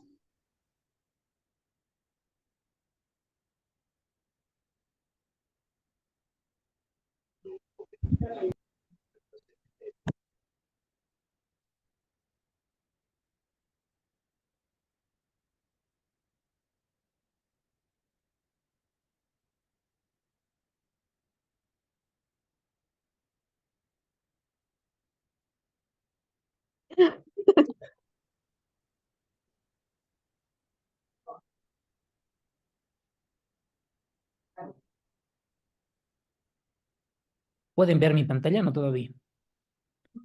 No, doctor. No, doctor, no se ve. Ok, ok. Ahí estoy, ya estoy compartiendo. Miren, por ejemplo, ahora sí, se puede ver tal vez. Sí, Sí, ahora doctor. sí. Ya, miren esta imagen. Esta es un poco fuera de Harrison, pero es para que en su práctica lo les ayude. A ver, acá he encontrado esta. A ver, este es el manejo del código de infarto del Seguro Social de México, que han tenido mucho éxito en su manejo, que habla un poquito de su epidemiología, cuántos centros tienen de código de infarto. Miren acá, se van comunicando con el cardiólogo por telemetría, o sea, por Zoom, ¿no? Por WhatsApp o como quieran. Y este esquema, a ver, no sé si lo puedo agrandar. Ahora sí, miren. A ver, voy a hacer un ejemplo con La Paz, ¿ya? Y alguno de Santa Cruz y otro de Cocha. Digamos, a ver, que en La Paz estamos en Caranavi, ¿ya? Estamos en Caranavi y en Caranavi hay un paciente con sospecha. Viene por dolor precordial, dolor torácico. Y nosotros le preguntamos cuándo, ¿no? O sea, ¿cuánto tiempo? Me dicen 3 horas, de 3 horas, doctor, me duele el pecho. Entonces, lo ideal es menos de 12 horas, ¿no? Y le hacemos el electro, ¿ok? Le hacemos el electro. Y confirmamos que es un infarto de miocardio con elevación del segmento ST, ¿ok? Pero estoy en Caranavi, ya, eso es un escenario. El otro escenario es en la ciudad de La Paz, ¿no? En plena ciudad hay un paciente con infarto, paciente 2, ¿ok? Entonces, en el primer paciente, decimos, ¿hay facilidad de ICP? En Caranavi no hay. Y de Caranavi a La Paz, ¿cuánto tiempo será? Unas 5 horas, 5 horas. ¿no? 5 horas. De 4 a 5 horas. Entonces, no tenemos facilidad de ICP, ¿no? Tenemos un hospital donde no contamos ICP, no hay un cardiólogo intervencionista. Y nos preguntamos, al paciente, nuestro objetivo es llevarle a un centro que tenga ISP, digamos a la clínica A, aquí de la zona sur, o a un hospital de por Miraflores que tiene su ICP, ¿ok? Pero no alcanzamos a tiempo y nos preguntamos, ¿se puede trasladar en menos de 90 minutos? Decimos, no. Estamos en Caranavi, donde no tenemos ICP y el traslado es más de 90 minutos, más de hora y media. ¿Qué hacemos? Damos terapia fibrinolítica. Tenecteplasa, alteplasa, bla, bla, bla. Aquí hay una tabla de dosis. Y el tiempo, cuando yo decido como médico, decir, este paciente se tiene que trombolizar, se tiene que fibrinolizar, el tiempo de puerta aguja tiene que ser menos de 30 minutos. ¿Ok? Entonces, este tiempo le hago un electro. Cuando yo administro el tenecteplasa, alteplasa, le hago un electrocardiograma de 12 derivaciones y tengo que encontrar datos de reperfusión. Por eso aquí me dice, ¿exitosa? Sí, entonces tengo que encontrar datos de reperfusión. Y eso es pregunta de examen. ¿Cuáles son los datos de reperfusión? El ritmo idioventricular, que está como banco de preguntas en nuestra plataforma, que disminuye el 50% del segmento ST y que el paciente no tenga dolor torácico. Al menos esas tres para decir el paciente está reperfundido. El paciente tiene dolor, el supradesnivel continúa, se está chocando el paciente, sí o sí, va a morir ahí o tiene que ir a una ICP. Entonces yo quisiera saber, por ejemplo, nuestro medio, no sé, digamos que estoy en Sucre, de todas las terapias fibrinolíticas, ¿cuántos sobreviven? ¿No? Sería un dato interesante. Ok, eso es el manejo. ¿Qué tienen que recordar acá? Menos de 90 minutos. El tiempo. ¿Ok? Ahora, el caso 2 es en plena ciudad de La Paz, tenemos un paciente con infarto. El paciente tiene la posibilidad de pagarse o tiene seguro, ¿ok? Cualquier seguro que le cubre una ICP. Entonces decimos, ¿el paciente está disponible para ICP? Sí. ¿Ok? Entonces la ICP, le hacemos la ICP primaria y aquí tiene el tiempo de puerta balón. ¿Cuánto debe de ser? Menos de 90 minutos. ¿Ok? Entonces, o digamos que estamos un sábado, ¿no? Como a las 8 de la noche. Estamos en la ciudad de La Paz. ¿Cómo está la ICP? ¿Tiene el hospital? Sí, tenemos ICP, pero no está disponible porque el cardiólogo, el que hace la intervención, no está en su horario de trabajo. Y el paciente no puede pagarse. No puede pagarse y a pesar de que tiene su seguro, no puede pagarse, no disponible, dice, ¿no? Tampoco le podemos trasladar a, no sé, o a Cocha, o a Santa, o a Chile, que muchos se van a Chile, o a Brasil, o algo así, ¿no? Entonces no puede, no está disponible, entonces este paciente igual lo fibrinolizamos. Entonces nuestra realidad es que la mayoría de nuestros pacientes se van a fibrinolizar por estos tiempos. ¿Ok? Entonces, estos términos de puerta balón, puerta aguja, pueden memorizar, aunque son términos, conceptos un poco antiguos. ¿Ok? A ver, ¿qué más hay acá? Aquí habla un poco, ¿no? De los tiempos. ¿Cuánto se debe realizar la puerta electrocardiograma? 10 minutos. Puerta aguja, miren, 90. Puerta balón. Esos son los tiempos de antes, el piloto y la meta. Y esto es lo que tenemos que saber, lo que está de verde.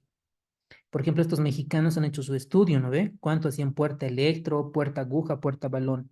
Pero eso es su meta. Puerta electrocardiograma, menos de 10 minutos.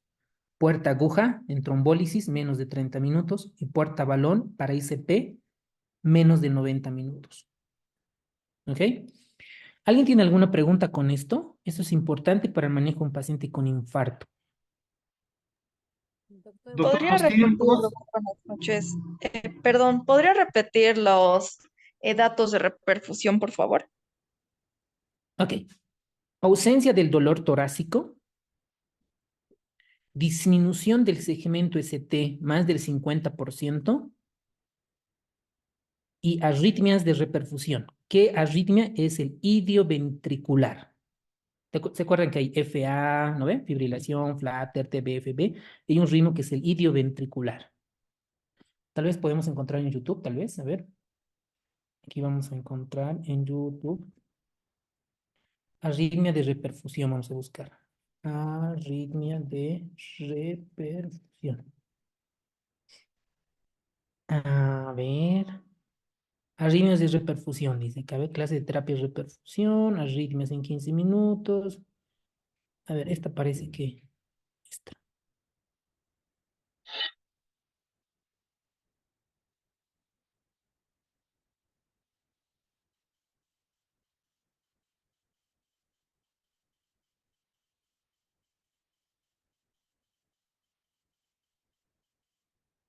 Ok, a ver, vamos a poner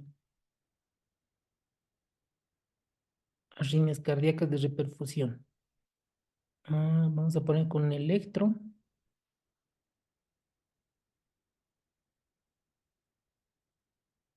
Aquí está.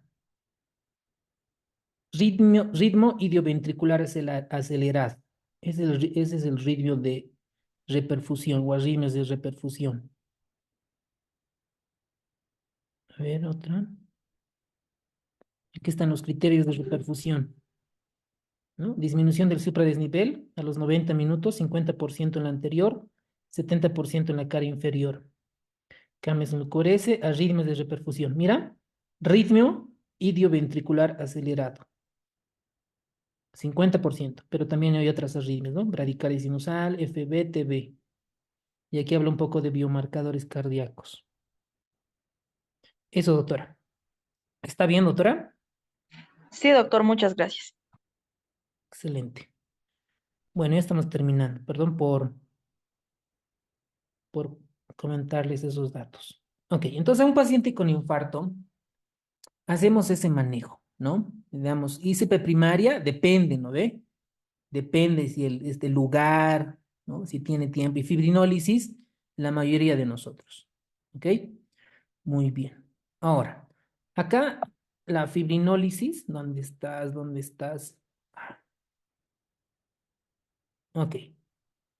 Esta fibrinólisis se evidencia o se valora qué tanto se ha desobstruido las arterias coronarias. Y aquí tenemos el famoso TIMI. El TIMI es para valorar qué tanto de obstrucción tiene. Bueno, un grado cero es la oclusión total. A ver, esto es mejor siempre con esquema. Aquí deberíamos de poner un esquema. Ok, aquí vamos a poner flujo TIMI, ¿no? Esto se hace por angiografía. Deberíamos poner, a ver, aquí tal vez como imagen el GIF, ¿no puede ser? Algo así, no me acuerdo. Hay una forma de valorar los flujos. ¿Dónde está? O flujo TIMI vamos a buscar en YouTube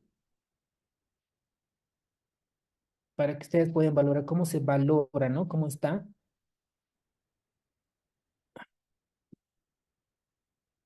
A ver, lo que sea. Ahí. Flujo TIMI.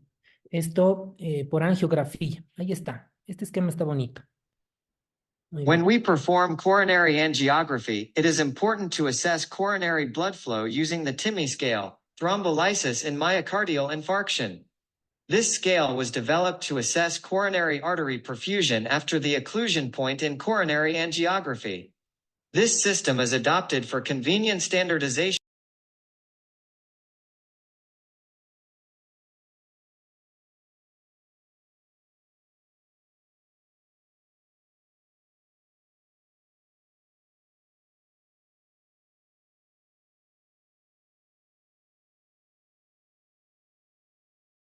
En mi clase, estoy escuchando. Dame. Estás obsesionada.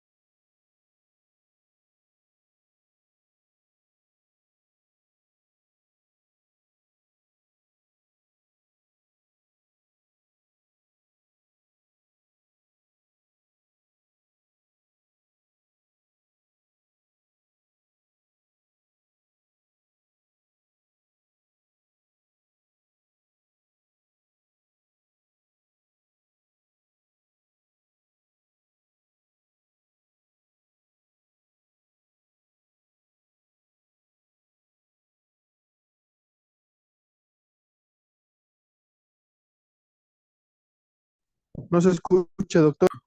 Sí, ya está. Ya la vimos, ¿no? Entonces, básicamente es para ver qué tanto está obstruida los flujos timis. Entonces, eso se evalúa después de la fibrinólisis. Y la valoración ecográfica nos ayuda a ver el TIMI para ver qué tanta eficacia tuvo la fibrinólisis. ¿Y con qué vamos a fibrinolizar? A ver, ahí va unas preguntas de la residencia que he visto en otros exámenes a nivel internacional. Por ejemplo, en nuestro medio tenemos la alteplasa, la tenecteplasa, creo que trae Pharmedical, estos trombolíticos.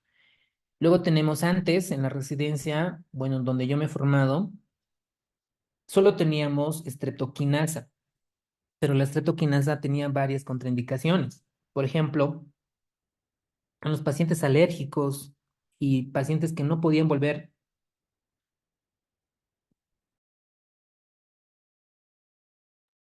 que tenían alergias y que no podían recibir durante cierto tiempo otra vez la streptokinasa.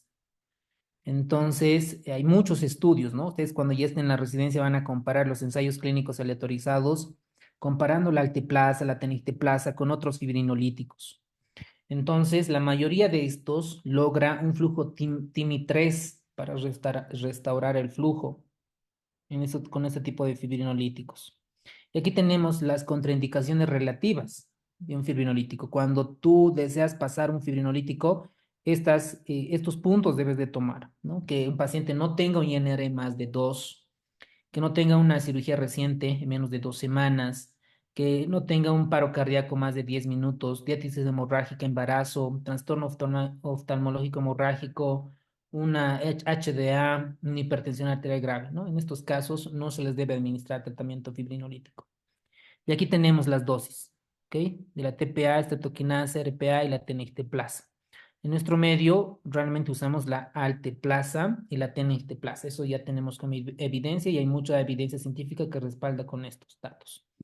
Este algoritmo de Harrison, tenemos un paciente con infarto agudo de miocardio, ¿no? Que es elegible para reperfusión.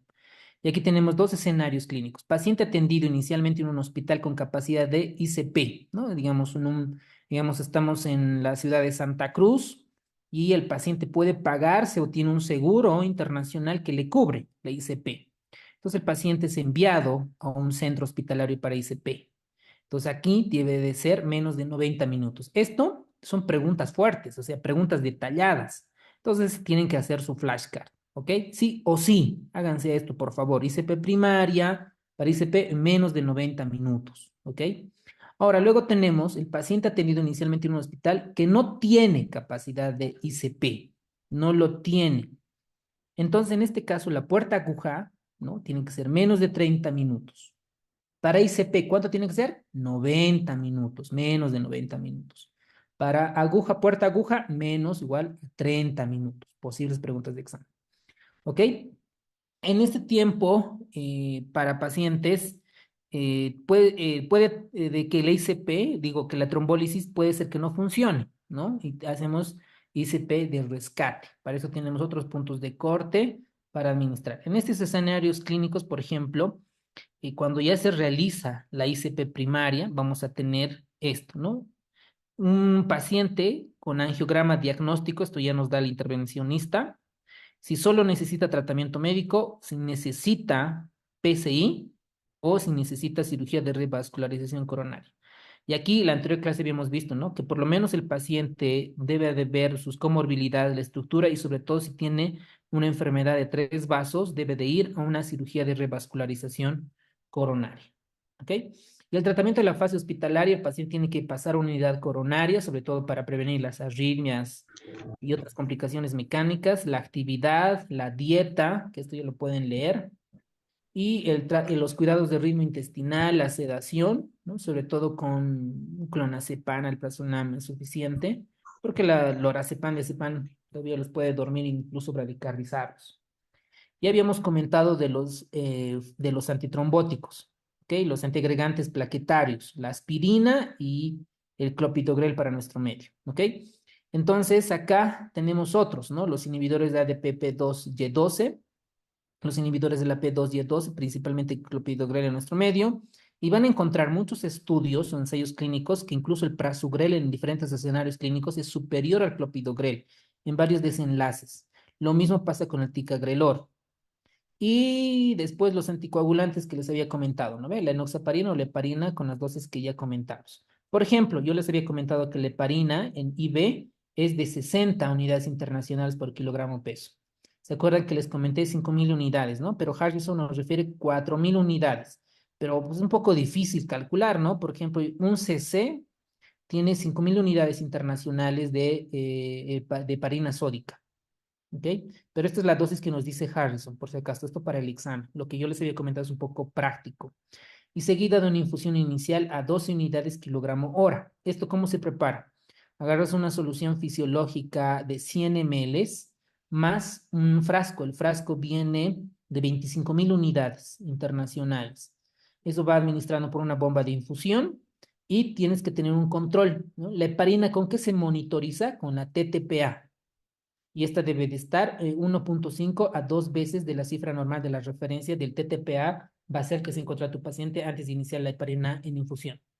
Dentro de los anticoagulantes también está la heparina de bajo peso molecular, la enoxaparina, la bivalurida, la enoxaparina como tal y el fondaparinux. En otros escenarios clínicos y en otros países, pues algunos otros coagulantes se han demostrado que es superior a los otros, por eso también se utiliza. Luego tenemos los beta bloqueadores adrenérgicos. Les habíamos comentado aquí el de elección es el metoprolol, ¿ok? El metoprolol. Entonces, sobre todo para disminuir el consumo de oxígeno y sobre todo las arritmias.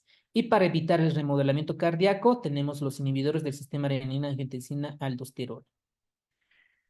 Muy bien, ¿qué más? A ver, ¿qué más en cuanto al manejo? Aquí tenemos el resumen, ¿no? Del síndrome coronario agudo, paciente con alerta hemodinámica, preferiblemente menos de 60 minutos, y las complicaciones y su tratamiento. Dentro de las complicaciones está la disfunción ventricular. El paciente, como se ha infartado, el ventrículo izquierdo no hace buena sístole, ¿ok? Entonces, esto puede ser generado por un remodelamiento ventricular, ¿eh? Que es la remodelación. Entonces, este remodelamiento ventricular, ¿a qué puede llevar si el paciente sobrevive a una insuficiencia cardíaca? También el ventrículo izquierdo puede dilatarse, puede crecer, ¿no? Y esto compromete la parte hemodinámica y el paciente llegar a una insuficiencia cardíaca. Entonces, a todos los pacientes que tienen una FEBI menos del 40% están indicados a administrar los IECAS o los ARAS. Valoración hemodinámica. Y esto pasa en urgencias, ¿no? O en la terapia intensiva. Los signos clínicos, si el paciente tiene estertores pulmonares, es fallo del BI, lo mismo los sonidos, el tercer y el cuarto. Para el paciente que está en un paciente que está entrando en insuficiencia cardíaca o choque cardiogénico. Para esto tenemos 4 grupos. Entonces llega el paciente a la urgencia. ¿Qué KILIP tiene? ¿No? Lo primero, en un paciente con infarto. Estos KILIP-Kimball se clasifican en 4. Aquí tienen ustedes una radiografía. Y como alguien en el inicio de la clase dijo, ¿cómo es el edema de origen cardiogénico? En forma de alas de mariposa. Miren, en forma de alas de mariposa. Entonces, la clase 1 es que el paciente no tiene signos de congestión pulmonar. El pulmón está limpio. Y el paciente, pues, no tiene disnea, está saturando bien, ¿no? Tranquilo.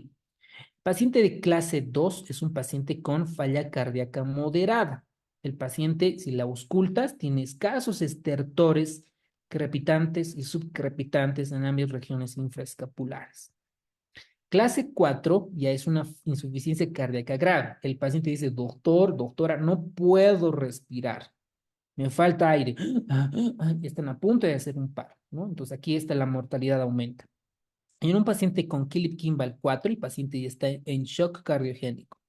Datos de hipoperfusión, presión arterial sistólica menos de 90, confusión mental, oliguria, ya no puede tener diuresis y demás. Entonces, está grave, ¿ok? Los pacientes también pueden generar hipovolemia, ¿no? Estado de choque cardiogénico, el infarto del ventrículo derecho, el 33%, de sobre todo los infartos inferoposteriores. Y aquí tenemos datos clínicos de falla cardíaca derecha, como en el caso clínico, distinción de la vena yugular, signo de Kussmaul, hepatomegalia, puede o no tener hipotensión. Entonces, ahí está el manejo. En un paciente con infarto del ventrículo derecho, lo primero es optimizar el volumen, optimizar la precarga, siempre, siempre. Después, aquí nos dicen disminución concurrente de la presión de enclavamiento pulmonar. Esto se maneja con con el catéter de la arteria pulmonar. Vamos a imaginar, con eso termino la clase. Aquí tenemos, aquí nosotros introducimos por la vena yugular interna. El catéter va a la vena cava, aurícula derecha, ventrículo derecho, y aquí a la arteria pulmonar se clava el globito. Entonces, aquí tenemos un valor que es la presión de oclusión de la arteria pulmonar. ¿Ok? Entonces, una presión de oclusión de la arteria pulmonar que esté mayor o igual a 18 milímetros de mercurio, nos decimos que el paciente tiene un edema agudo pulmonar de origen cardiogénico. Por eso acá nos dicen disminución concurrente, ¿ok? Poco a poco. ¿Cómo nos vamos a guiar que el paciente le falta volumen con la presión de oclusión de la arteria pulmonar? Aunque actualmente no todas las veces instalamos el PAC, ¿no? Que es el catéter de la arteria pulmonar. Más o menos nos guiamos mucho por la ecocardiografía, sobre todo la relación E'. Obviamente estos ya son datos de cardiología, ¿ok? Ahora, las arritmias. ¿Por qué un paciente se muere? Por arritmias, habíamos dicho, ¿no? Por disfunción de la bomba y complicaciones mecánicas. ¿Por qué se genera la arritmia? Porque se activa el sistema nervioso autónomo, sobre todo la parte adrenérgica. Alteraciones electrolíticas, esto es clave. Es importante, sobre todo, controlar los niveles de potasio. ¿Ok? Las isquemias y las zonas de conducción. Por eso generan arritmias. Latidos prematuros, no necesita tratamiento. Y los que fallecen, ¿por qué fallecen? ¿Por qué tipo de arritmias? Por taquicardia y fibrilación ventricular. ¿Ok? Entonces, ¿qué es de la taquicardia ventricular sostenida? Esto depende, ¿no? A todo paciente que no tiene presión arterial, esto ya lo aprenden en el ACLS, básicamente se desfibrila, ¿ok? Para un paciente que está en taquicardia ventricular sostenida, ahí está indicada la amiodarona. El bolo es de 150 miligramos en 10 minutos y seguida una infusión de 1 miligramo minuto durante 6 horas. Posteriormente a 0,5 miligramos. Esto ya van a aprender en la residencia, ¿no? Cómo se administra, las dosis, etcétera. Y procainamida en nuestro medio casi no lo utilizamos, ¿no? Pero sí nos ayuda mucho la amiodarona. Eso es clave. ¿Qué más? La taquicardia y la fibrilación ventricular, cuando tienen este ritmo, el paciente no tiene pulso, nosotros desfibrilamos, ¿ok? Desfibrilamos.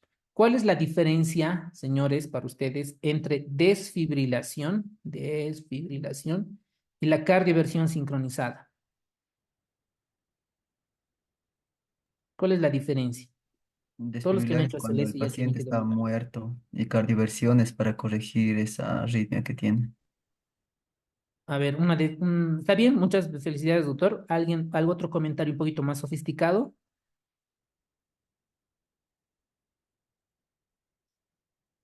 ¿Cuál es la diferencia entre desfibrilación y cardioversión sincronizada? Desfibrilación no es un choque eléctrico que reinicia el resetea el corazón y cardioversión es que modula, o sea, mm, modula para que sea más sincrónico el latido.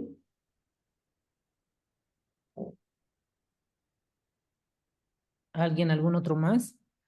Es en los ritmos, entonces, Doc. Cuando el paciente está muerto, solamente tenemos dos ritmos desfibrilables en un par, que es TB y FB, ¿no? Y el cardioversión aplica bastantes otros ritmos eh, que presenta el paciente, ¿no?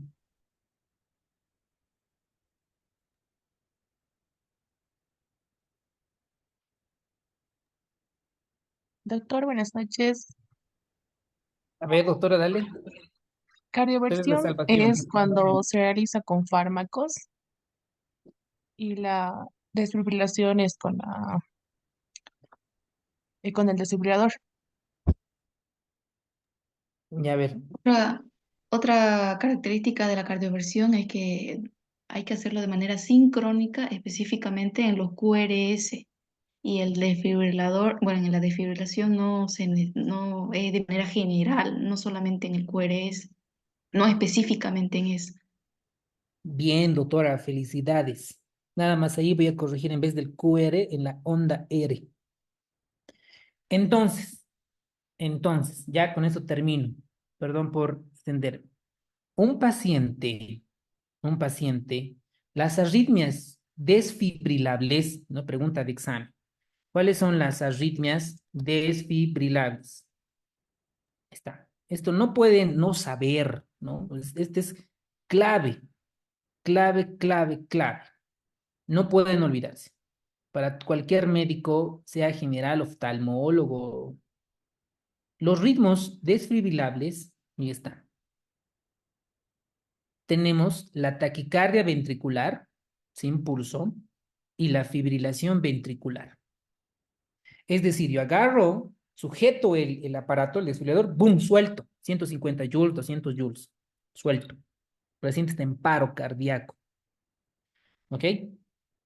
Estos son los 4 ritmos del paro cardíaco. Las otras no desfibrilables, la actividad eléctrica sin pulso y la sistolia.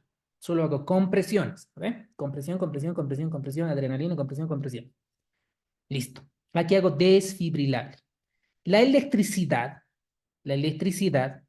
la descarga que voy a hacer va a entrar en cualquier parte. Cualquier parte va a entrar. Ya sea en FTB o FB, en cualquier parte del electrocardiograma. Mientras que la cardioversión sincronizada, miren, sincronizada. ¿Con quién voy a sincronizar? Con la onda R. Con la onda R. ¿Ok? Por ejemplo, entonces, la cardioversión sincronizada, aquí voy a poner indicaciones. Está indicada para arritmias supraventriculares que estén con inestabilidad hemodinámica. Por ejemplo, una fibrilación auricular. Tengo un paciente que está con fibrilación auricular y está hipotenso. Entonces hago la cardioversión eléctrica. ¿Y en dónde va a entrar? En la onda R, cardioversión sincronizada en electrocardiograma, voy a poner acá. Va a entrar en la onda R. Miren, este electro. Miren, aquí está sincronizando. En el aparatito se pone sincronizar. ¿Y con quién sincroniza? Ustedes ven la imagen acá. Con la onda R. Entonces, en la onda R va a entrar la cardioversión eléctrica. ¿Y en quiénes? Por ejemplo, en fibrilación auricular con inestabilidad hemodinámica. Flutter auricular. Mira, aquí, flutter auricular. Y en taquicardia ventricular hemodinámicamente estable, ¿no? Y utilizamos otros manejos. ¿Ok? Entonces, esa es la diferencia entre desfibrilación y la cardioversión, señores. No pueden equivocarse. Por ejemplo, aquí dicen, ¿no ve? Taquicardia y fibrilación ventricular. Y aquí ponen descarga no sincronizada. Por eso es no sincronizada. ¿Qué es acá? Desfibrilación, señores. Desfibrilación. Entonces, aquí vamos a anotar desfibrilación. Desfibrilación.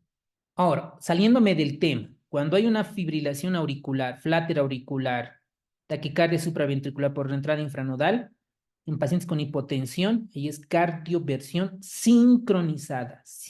¿Con quién voy a sincronizar? Con la onda R. Bueno, eso sería, señores. ¿Alguien tiene alguna pregunta, duda, algo de infarto agudo de miocardio? Algo Doctor, Doctor, que... una una pregunta. consulta. Dígame. En una parte vimos que el tiempo para la ICP decía 90 minutos y en otra parte 120. ¿Cuál sería el tiempo, doctor, si tuviéramos las dos opciones? Ya, 120 minutos el traslado y menos de 90 minutos la ICP. Ahí la respuesta para esa pregunta es 90 minutos. Gracias, doc. De nada, doctor. Después Doc, aquí una hablo un poco. consulta. Con Dime, respecto dime. al manejo de analgesia en el caso del infarto, En nuestro medio tenemos nitroglicerina y si hay alguna dosis de ataque en el caso de la morfina y otra de mantenimiento, y si hay, ¿cuáles? Porque vimos que Claro, había 10 y 4 creo, en las diapos, o en lo que ya, usted mencionó. ya, está bien. En nuestro medio tenemos el dinitrato disosorbide. Nitroglicerina como tal creo que no la tenemos, pero en nuestro medio tenemos el dinitrato disosorbide. Y la dosis de la morfina, la ampolla viene de 10 miligramos. Y damos entre 4 a 5 miligramos como cada 3 a 4 horas o PRN por requerimiento necesario. Siempre y cuando tu frecuencia respiratoria no la tumbe, tengas más de 16 respiraciones ciclos por minuto, está bien. Excelente pregunta, doctor. ¿Y la dosis, doc, del nitrato de disorbil sería? En nuestro medio, exactamente, es que hay varias presentaciones. Por ejemplo, hay unas que vienen de 0,405. Entonces, ya dependiendo si el paciente no está hipotenso, no tenga infarto ventrículo derecho, pues ya vas calculando tu dosis.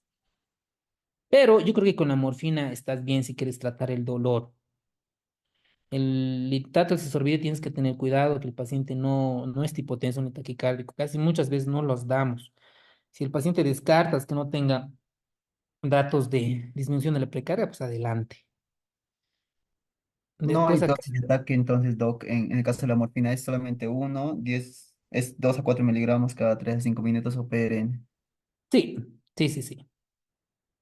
Ahora, si quieres un poquito profundizar la dosis, puedes entrar a UpToDate o puedes entrar al Bademecum, y ahí te va al Bademecum de Bolivia, ahí te van a aparecer las dosis correctas, ¿no? Por ejemplo, esto es lo que yo te explico del clopidogrel, de la aspirina, es la práctica, ¿no? Que indicamos.